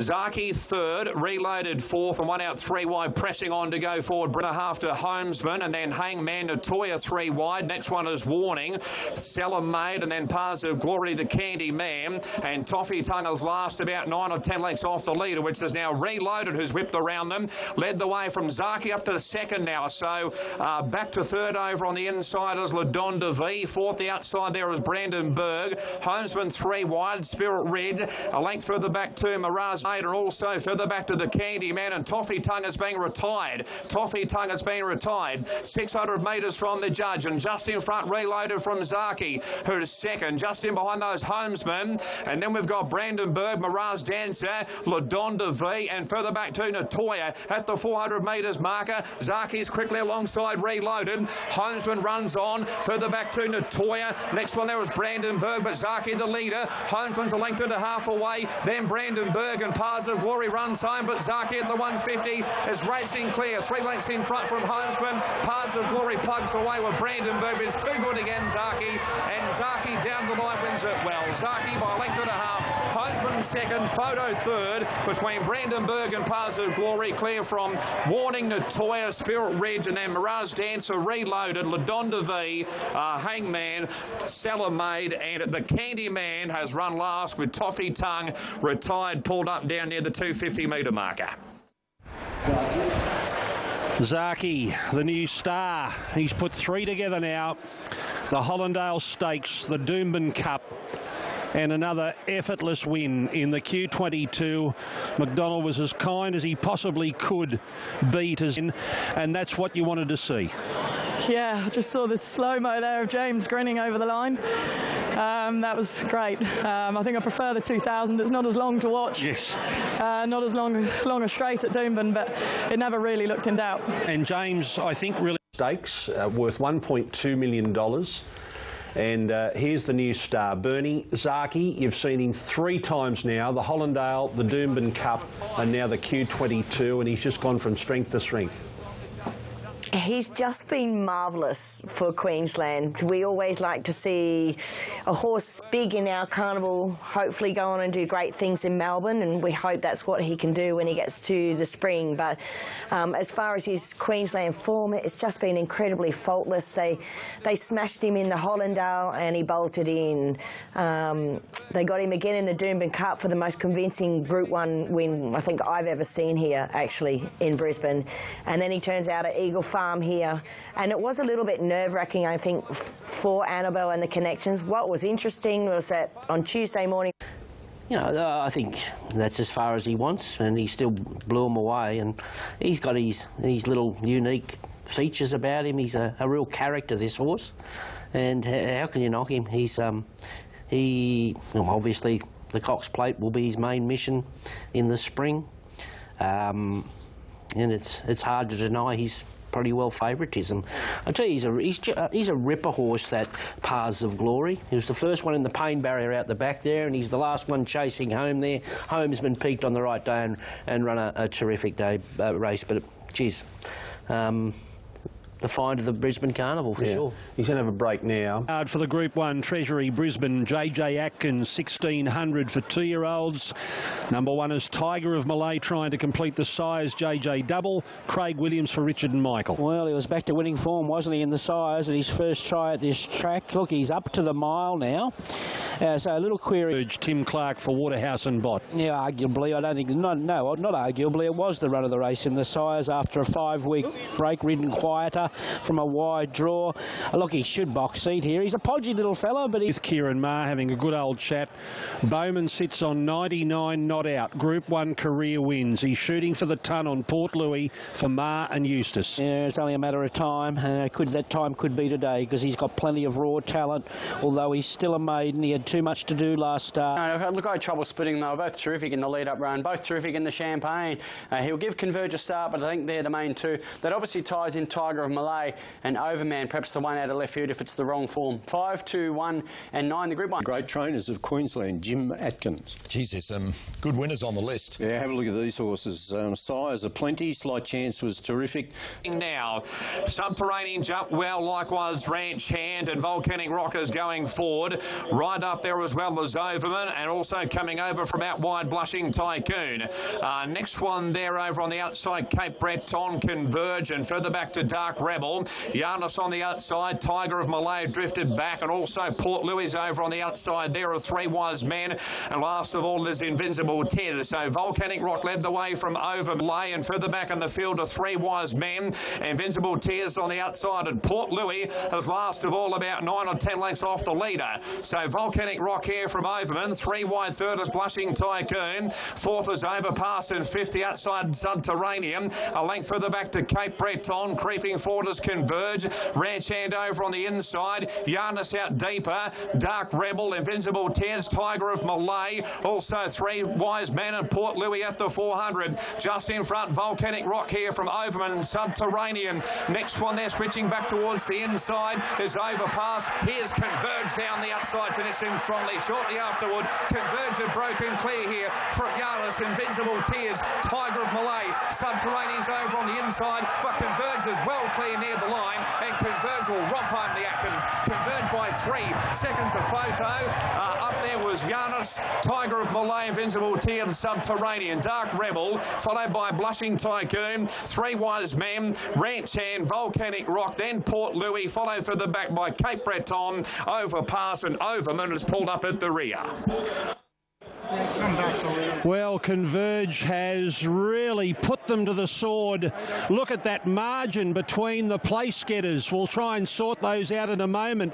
Maybe Giannis has put his nose... Developing this big finish. We've seen him up on the pace. We've seen him back. I don't know what's the best converge. Maybe that. Look, I think obviously he's showing great improvement every time he's stepped out, but he's just he's putting it all together now. He's just such a genuine horse. You were saying he's not the biggest horse in the stable by any means, but he's got the biggest heart. He's the most honest horse that we've got, and now he's got an excellent JJ. It was. He could well be a Cox Plate horse, this fellow. A 3-year-old. He's tough. He looks like he'll run 2,000 metres with time. He's been up for a while now, and they've actually learnt more about him when he missed the start the other day, that he's probably a 5 lengths better horse, ridden quieter. And look at him here, destroy this field. He's got the pedigree, obviously, the Frankel. These Frankel horses, they remind me a lot when the Danehills burst on the scene. They come in all shapes and sizes, and you wouldn't buy them, but they can gallop. They can gallop, and we know they can gallop, but I mean, they're not all good-looking horses, but he's got a motor, this horse. He's a real spring prospect. Obviously, there's talk that he'll end up in Hong Kong. Well, that's fair enough, but he's only a baby, and he can get another year out of him here. Giannis was good. I think not a lot went right for Tiger and Malay. He did a few little things wrong. Port Louis was coughing. Tears, I thought was terrific. Port Louis was coughing and lame, so we can find an excuse for him, overpass the thumps. Other than that, a one-act affair. A one-act affair. I don't know whether Ronnie's giving you much... I think you can see performance like that. ...on sit with the new class, the about-to-turn 3-year-olds. Is that not a year? It's incredible. The Golden Rose tells us plenty. Yeah, so... Big one of the day, the Tab Stradbroke handicap over 1,400 at Brisbane's famous Eagle Farm Racecourse. Big field of 18 to line up of Stokes, and James McDonald in the saddle. Yep, he's had a 56-day fresh, and he did win the Queensland Derby at his only run here as a 3-year-old. Actually has a great 1,400-metre record and has to be taken very...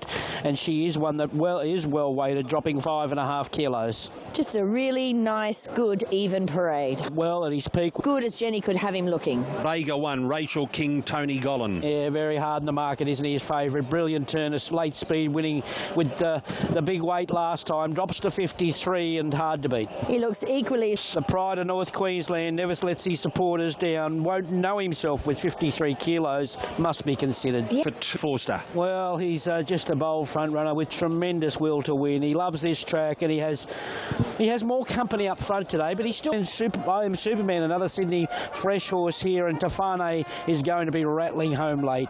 10, 16, 9 and 3, not far off the big one. So we're inside 3. 11 and 14, wait for the big one of the afternoon. The Tab Stradbroke handicap. Tafane hit the line well in the BRC Cup Gator. Yeah, he did that. She was a month between runs with 60 kilos. I liked her late strength in that race. She actually ran home quicker her last 200 than the 4 to the 2. And she... So stand by. Open racing. Vega 1 was away brilliantly. Emerald Kingdom. Apache Chase going forward. Sabato itself coming over from out wide. Mr. Quickie's over on the inside there. Going forward it's Stefano, and also the next one there is the Haravian. Almeida's out 3 and 4 wide. Then we've got just in behind those is Outback Barbie trapped out 3 and 4 wide. And then we've got I Am Superman and also Victorium. Nicanova's over on the rail there. Wild Planet's out 3 and 4 wide. Drifting back we've got Soci Bondmaster. Jamie back about 4th last over on the inside of Signore Fox. Next there is Painted. And last of all is Imaging about 9 or 10 lengths off the leader. Apache Chase just in front. Almeida 3 wide second. 3rd Sabato Excel. 4th over on the inside Vega 1. 5th was Emerald Kingdom. Next one there is over on the outside Outback Barbie, the Haravian, Mr. Quickie, and then we've got Tafane, and further back in the field to Victorium at the 400 metres marker. Apache Chase the leader from Sabato Itself. Running home is Emerald Kingdom down the outside, weaving through Vega 1 and Tafane down the outside. Victorium runs home as well, and also Subpoenaed out deeper. Vega 1, Emerald Kingdom, Tafane's on the outside. Tafane, Vega 1, Tafane, Vega 1 from Subpoenaed. Tafane, Vega 1, flashing late Mr. Quickie, but Tafane's won the Stradbroke from Vega 1. Signore Fox, I think, third ahead of Mr. Quickie, Subpoenaed, the Harrovian, Emerald Kingdom, Imaging, Soci Bon Victorum, Nick and Nove, Rhyme Superman. Next time was Outback Barbie, followed further back by Wild Planet, Apache Chase, Saboteur Cell, Master Jamie, Almeida's pulled up at the rear. Tefane. Tefane has won the Stradbroke for Mike Moroney and Craig Williams. A big win. The second Group 1 victory for Tefane at 1,400 metres. A real Group 1 winner. And a big win for Craig Williams, who did it before on Sniper's Bullet. And Mike Moroney's been here before with Mr. Baritone, and they've done it again. Vega won, the Queenslander, so brave, almost winning the Group 1 double of the Kingsford Smith and the Stradbroke. And Signore Fox is going to burst through late and get third. He's a big-time performer, Craig Williams, isn't he? And Tefane, well, will she know? She's an all-age stakes winner at 1,400 at Randwick, but well set up by Mike Moroney. At the 400 metres marker, Apache Chase the leader from Saboteur Cell, running home as Emerald Kingdom down the outside, weaving through Vega 1 and Tefane down the outside. Victorian runs home as well, and also Subpoenaed out deeper. Vega 1, Emerald Kingdom, Tefane's on the outside. Tefane, Vega 1, Tefane, Vega 1 from Subpoenaed. Tefane, Vega 1, flashing late, Mr. Quickie, but Tefane's won the Stradbroke from Vega 1. Signore Fox, I think, third ahead of Mr. Quickie, Subpoenaed, the Harrovian. Right, it was Craig Williams' day. It was, and just precision here on a...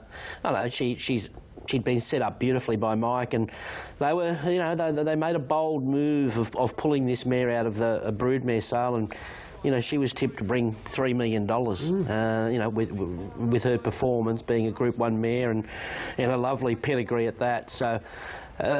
A good move. They've won a big race here, the Stradbroke, and third up, dropped, you know, plenty in weight, beautifully placed. Lovely ride. What do you want to say?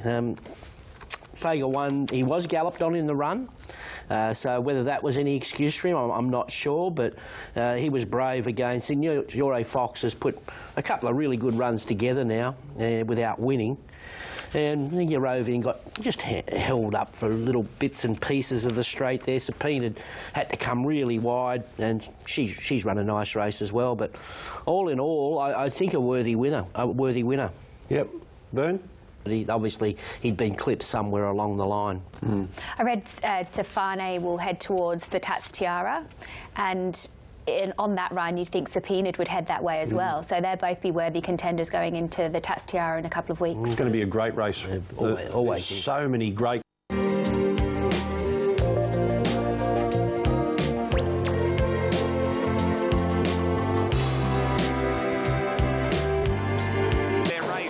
Incentivised jumped well. Badge of Gameness over on the inside. Savioka's rolling forward and Meerkat coming over from out wide. Next one is Mirage Dancer and Southern France over on the outside of Roma Cash, who Traduce had gone back, and Gaelic on the outside last of all. So Badge of Gameness here by a neck from 3 wide going forward is Meerkat. So incentivised back to third now. Savio fourth and 50 outside Mirage. Traduce and Gaelic over on the inside, whipped them in. So Badge of Gameness by 2.5. Second Meerkat. Allen's on the move on incentivised. Stride up to the second now. Fourth Savioka over on the inside. A length and a half to Roma Cash. Mirage Dancer. Further back to the Southern France and 2.5 to Traduce. And Gaelic is still last of all at the 1,000 metres marker. So Badge of Gameness by a long neck from incentivised second now. Third Savioka and fourth is Roma Cash over on the rail. Mirage Dancer creeping forward, passing Meerkat. A length and a half Southern France and further back to Traduce the second last. And Gaelic's about 5 lengths away last of all. Incentivised has hit the lead. Badge of Gameness is gone. Mirage Dancer's up to the second, up to third. Southern France out 3 and 4 wide. Roma Cash is back nearer the rail, and Savioka on the outside at the 500. Incentivised by a neck from second. The outside is Mirage Dancer. Southern France up to third, and Roma Cash is fourth back nearer the rail. But young Anthony Allen hit the go button on incentivised. He's dashed away. 5 lengths in front now from Mirage Dancer. Roma Cash, Southern France on the outside. Traduces further back. back, but it's all incentivised at the 200-metre marker, led by 6 or 7 lengths here. Trying hard is Mirage Dancer, Rome McCash, Traduce, and Southern France on the outside, but Bring On the Spring. It's all incentivised. He wins again. Incentivised by a big space. Second is probably Mirage Dancer, just ahead of Traduce, followed for the back by Rome McCash, Southern France, and then we had Savio trailed over by Gaelic, and back behind those was Meerkat and Badge of Gameness at the rear. I don't know. Well, isn't that just beautiful to watch? A marvellous thoroughbred. We don't know how good this horse is, and no one should care what he beat today. But I can tell you what he did beat was Daylight, because that was between him and the rest. How far he goes, just get your fan clubs ready, sit back and enjoy and watch this horse go on to much bigger things. Yeah, beautifully said. Just extraordinary. Steve Tugay is an incredibly reserved man. Steve, I'm not sure what you say to that, but yeah, I don't know. You've been in racing all your life. That is just incredible. Yeah, for a horse that we wouldn't have given 2 bob for 12 months ago, yeah, I don't know what to say. He just kept improving and improving, and you know, he bit me when I was saddling him up. I don't know where he ends up, but in Melbourne. I won't have to worry. Melbourne, that's a great thing. We're dreaming Melbourne Cups, though, aren't we? Oh well, everybody else is, but so many things can go wrong. I'm not there yet. It's the Tatts Cup. Incentivise. Bernie, you... It was phenomenal. This was incredible. It was incredible, and I thought to myself, have I ever seen anything like this? And I don't think I have. Not, you know, I'm 47, I've been in racing since I was 15, and all of my time in racing, I've not seen a horse be so progressive and so dominant. I mean, I just keep coming back to 12 lengths. Well, it's more than that, because in his last 4 runs, he's won by 7.3, 9, 9.5, and now 12. So you can suggest that, is he beating anything? Well, if you count Daylight as anything, he's beating it every time. He's beating it every time. And he's not even being ridden out that hard. 6 wins now. His last 6 starts, 6 wins by a combined total of 41.9 lengths. This is a metropolitan racetrack. It's ridiculous. 2 horses that were next in line in betting. Mirage Dancer is a Group 1 Metropolitan winner in another life. And Southern France, who the stable thought could win a Sydney Cup. But we just get the feeling that we are actually seeing something really, really special. I mean, Duff was obviously, you and Duff were here. Well, I think you have got very short memories. I went back through the vault this morning and I found this. I found this and I want to play it for you. Need 300 metres to go, but have a look at Bicky. Is this a working gallop or is this a fair dinkum race? It's a barrier trial. Bicky Tin Blues under a throttle hold. He's shot away by 3 Matani, 8 of Vale Hornet. Is this Kingston Town or Bicky Tin Blues? It's Bicky Tin Blues. I've never seen a horse improve this much in my whole broadcasting career. It won by 10. Matani is second. 8 of Vale Hornet is third. Then Phil the... I've never seen a horse improve that much in my whole life. I mean, who was Bicky Tin Blues 2 months ago when it came here? No one ever heard of it. He's got to knock off a race somewhere around there for sure. Well, he did win a Newcastle Cup, I must say, but, you know, it's easy to get carried away with horses. And look, he's got a bit of Vo Rogue about him, I'll say that. I must feel for... and rogue sort of situation. No. No. I'm sort of still going back to March 21 and he was beaten 16 lengths in a Toowoomba maiden. Now, what happened that day? I don't know. It's a mystery. Yeah, well, he got really bad interference and basically got pulled up. He got pulled up. Right. Oh, okay. Well, look, all I can say to Alan Thomas is, you retired too early because you could have got to call that horse Incentivise. And I'll say another thing to Alan Thomas and to you, Duffersy. That horse, Bicky Tin Blues, he was only Kingston Town. This is Farlap. That's right. And although Anthony to me, but he looks as though he's still got a furnish as well. So I think he's very exciting. I actually think that he gives me a bit of the buzz. Well. Yeah. See?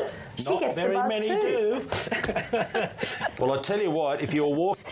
It was one of those moments, cliche moments, though, when you go, this is why I love racing. That's why you go to the races, to see performances and horses like that, because the basis of that is they keep you coming back and wanting more. So we've got that. We're going to watch him closely as he goes to Melbourne, and now he's going to be trained by Peter Moody. They reckon he's on a hiding to nothing. I mean, he's got... From her in winter. Sweet deal. Orman on for John Thompson. Was hoping she'd draw out a little bit. She drew great in Medane Ripper, and she was just stuck towards the inside. So a big job for Jimmy Orman. It's great in Medane Ripper, 1300. She's just got to extend to 1400, but no reason why. Racing Tattersalls, Tiara and Gator. Odium, classy 3-year-old filly off a last start, second in the Dane Ripper for you. Yeah, she was terrific, very wide there, gave weight to the older mares and went down swinging. I think this trip 1400 suits her even better, and this she can measure right better, and this she can measure right up. Tefano, an obvious danger. I mean, she's so well weighted at weight for age. She's better than Mares Great. She proved that last time, winning a Stradbroke, giving weight to the boys. The other two in the mix for me are 7 Brooklyn. Let's have a look at the trade with the bookies. Tefano, $4 into $3.60. Best backed. Odium is $6 to $6.50. There's money everywhere, Brad. Subpoena jumped away well with Sweet Deal, and also Mizzy going forward. Kicking up as Reelamin Ruby. Odium, Dame Giselle Savatiano going forward, and handy as well thereupon settling down as Tefane. Cerasu's over on the inside. Madame Rouge, and further back to Liar, and Flits out 3 and 4 wide. Emerald's over on the inside. Brooklyn Hustle and Nudge and Coventina Bay, and last of all is Yamazaki over on the outside. It's Dame Giselle by 2.5 lengths here from Savatiano. Mizzy's on the outside. Odium 3 wide going forward. Tefane the next one. Off the track there was Flit and Sepated. Further back to Reelamin Ruby. Next along there was Liar out 3 wide. Sweet Deal, Madame Rouge, and then Yamazaki, Sierra Sue, Brooklyn Hustle, Coventina Bay. Nudges back second last. Emeralds swings in last. So Dame Giselle at the 450. Kicked away here, led by 3 lengths from in second placing Savatiano. Odium's on the outside. Tefano's running into it now. And further back to Sweet Deal and Mizzy. Next one there further back is Reelamin Ruby. Dame Giselle just in front. Tefano looming up on the outside. Sweet Deal, Savatiano making ground as well. Further back to Mizzy and Subpoena, but Tefano out wide. The Stradbroke winners reach the lead. Sweet Deal tries late as Nudge. Tefano in front from Sweet Deal. Tefano does it again. Tefano's won from Sweet Deal and Nudge, followed by Madame Rouge, and then Savatiano subpoenaed, followed by Flick, Lion, Mizzy, Emerald, Odium, Sierra Sue, Coventina Bay, Dame Giselle, Brooklyn Hustle, Reelamin Ruby and Yamazaki about the last one. What a carnival Tefane has had. She's in great company. She joins Shrikandi and Dane Ripper as winners of a Stradbroke and a Tatt Tiara. Second will be Sweet Deal, and third will be Nudge. It brings a tear to your eye for those involved. She was going to be sold, then she wasn't. And she's picked up 2 Group 1s off the back of that decision. Madame Rouge might have picked up 4th spot there, but it's all about sweet spot in the home straight. She trucked up beautifully. You can see the yellow caps setting out after them. They were stretched right across the track. Well, from about 5 or 6 horses off the rails, right to the Thoroughbred Weekly. Tefane is now a 3-time Group 1 winner to add to the Stradbroke and all-age stakes, and I think Tefane sits beautifully on that list of Tatt Tiara winners and joins 2 others, Shrikandi and also Dane Ripper, to have done the double. The Stradbroke and also the Tatt Tiara. They said there was a protest second against third. Nudge ended up getting second over Sweet Deal, who shifted in abruptly in the last 100 metres or so and cost Nudge that second placing. So that was upheld. But Craig Williams, Duff sums it up, found the lane too many times to be a fluke. Yeah, he certainly did. And obviously his track had a little bit of wear and tear on it, and he was just of the opinion that this is where you need to be. He'd done won it earlier in the day. And Tefani did have that beautiful, soft, economical run just in behind the speed. Not a lot of mares really storm home here until the very end, but I guess Nudge definitely the best. And you mentioned that interference that she struck by Sweet Deal as we take another look here. Yeah, you'll see Sweet Deal, who is one away from the inside horse, and Nudge in the purple sleeves, white cap in Chris Waller's colours, is about to come inside Sweet Deal, and just this, it's about the 100-metre mark or inside the 100. Swift shifts in abruptly, Sweet Deal, and stewards found that indeed cost Nudge the second placing. So Craig Williams now goes to 65 career Group 1 victories, and Mike Moroney has now, in either partnership or on his own, 52 Group 1 wins. Now, what does the future hold for Tefani Racing? Not seller at the broodmare sale, and they've got 2 Group 1s out of it. Yeah, well, I suppose they've got decisions to make, whether they still put her in foal this year or not, or still probably put her back on the market. I don't know what their feelings are. Has she done enough? Probably she has, with 3 big Group 1s, and you know, she's an older mare now, or she's rising 6, so it's a beautiful time for her to go to stud. But you just leave that to Connections. She's in rare form, and what a training performance. He's a terrific trainer, Mike, and to get her back